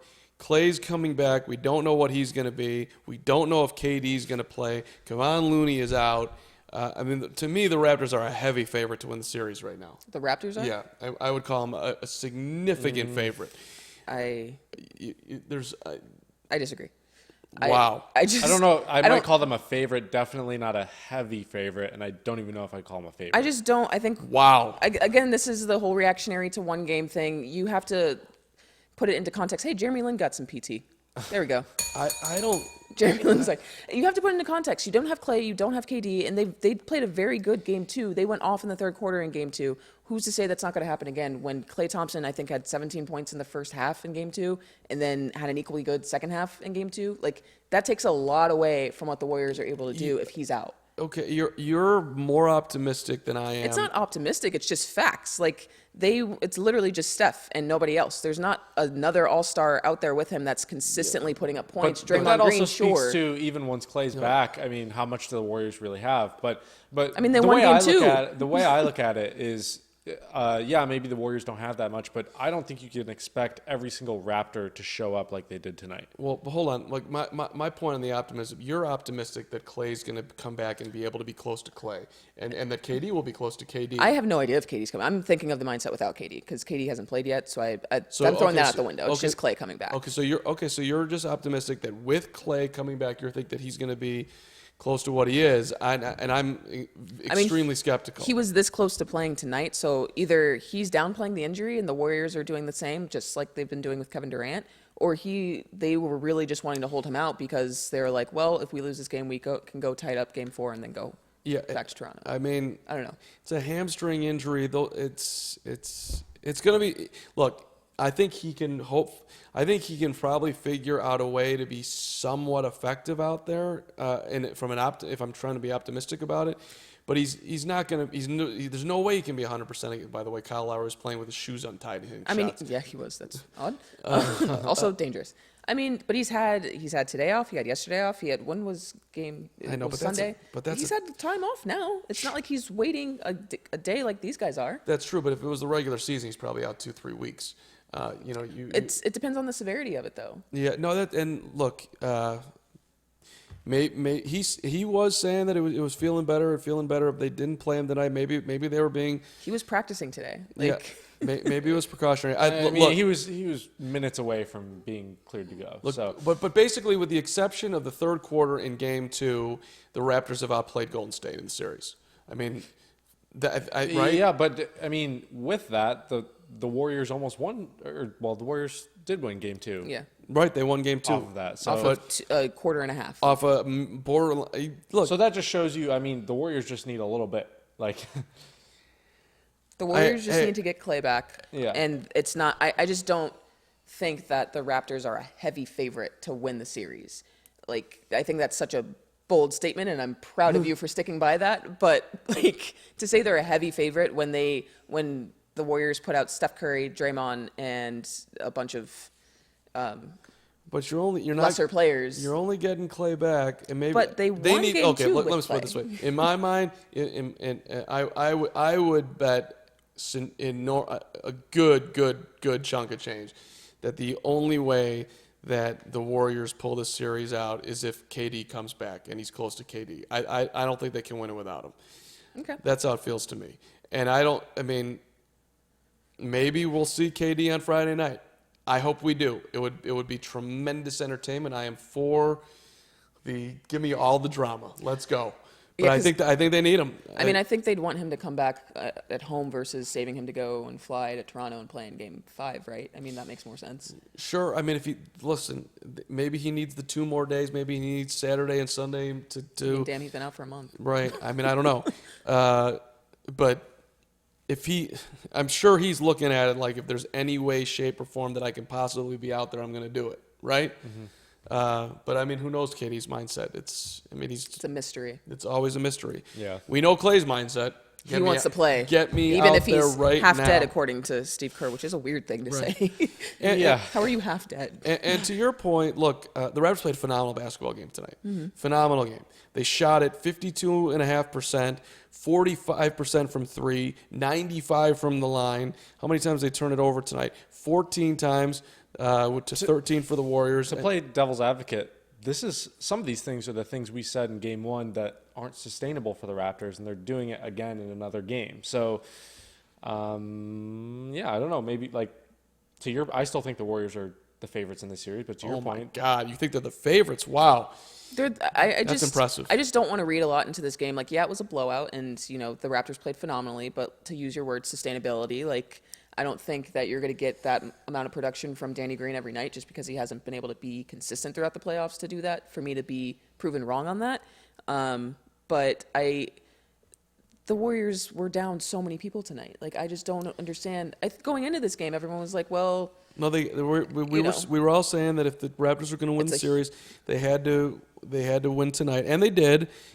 But again, Aaron, Steph had a playoff career high 47 points tonight, and they still lost. So I mean, we'll see.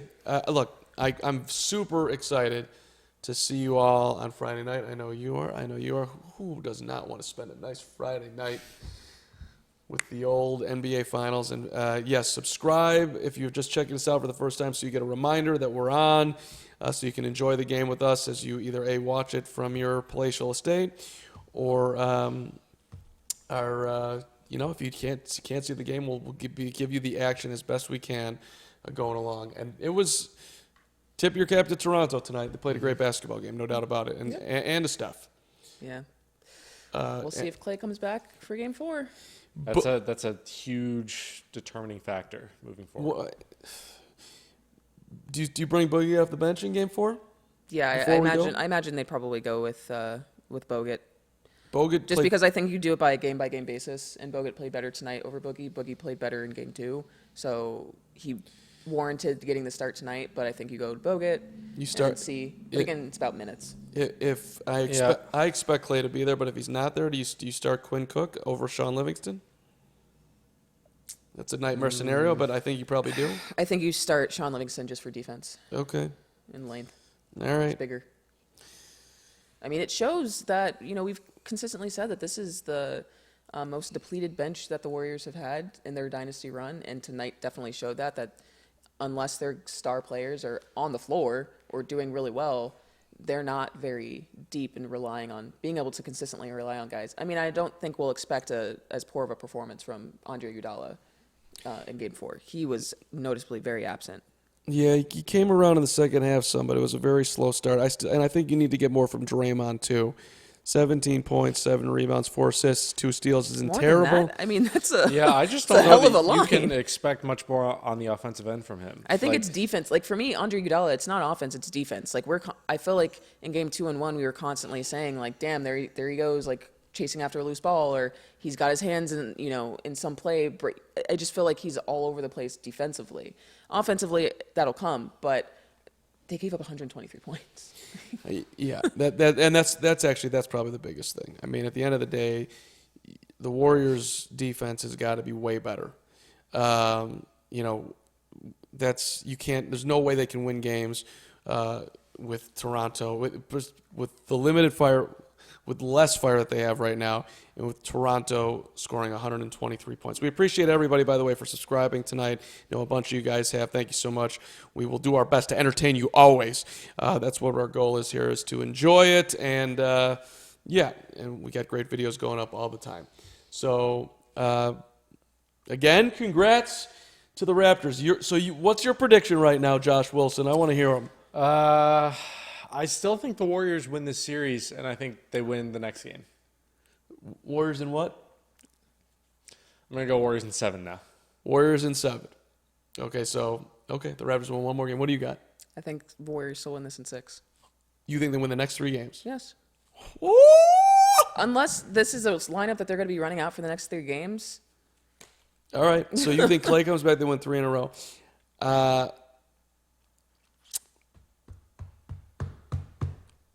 I'm going to take the Raptors in 5. Okay. I'm going to go in 5. In 5. We're done. Let's keep putting Richard, mark down the tape. Carm says Raptors in 5. Raptors in 5. Got it. Yeah, they're going to come. I think that I think they're going to roll, but I hope I'm wrong. I want to be here for Game 7. Maybe Raps in 7. But I feel very confident that Toronto's going to win this series. We'll see. Can't wait to see you guys Friday night. 123-109. Thanks for everybody for watching. MVP tonight. Last one from you, Jasmyn, your MVP. I thought we already said MVPs. We said Danny Green? Yeah, I said Danny Green. Danny Green? Who you going with? He said I think I said, I can't remember now, but I think I You said said Kyle Kawhi. Lowry without those. Yeah. All right. Those moments. Yeah. The moments. The Lowry moments. Yeah. I'll stick with you and go with Danny Green tonight, who really did that was the biggest surprise tonight. All right. It's so hard to say goodbye, but we'll say goodbye now. Thanks for watching. We'll see you Friday night.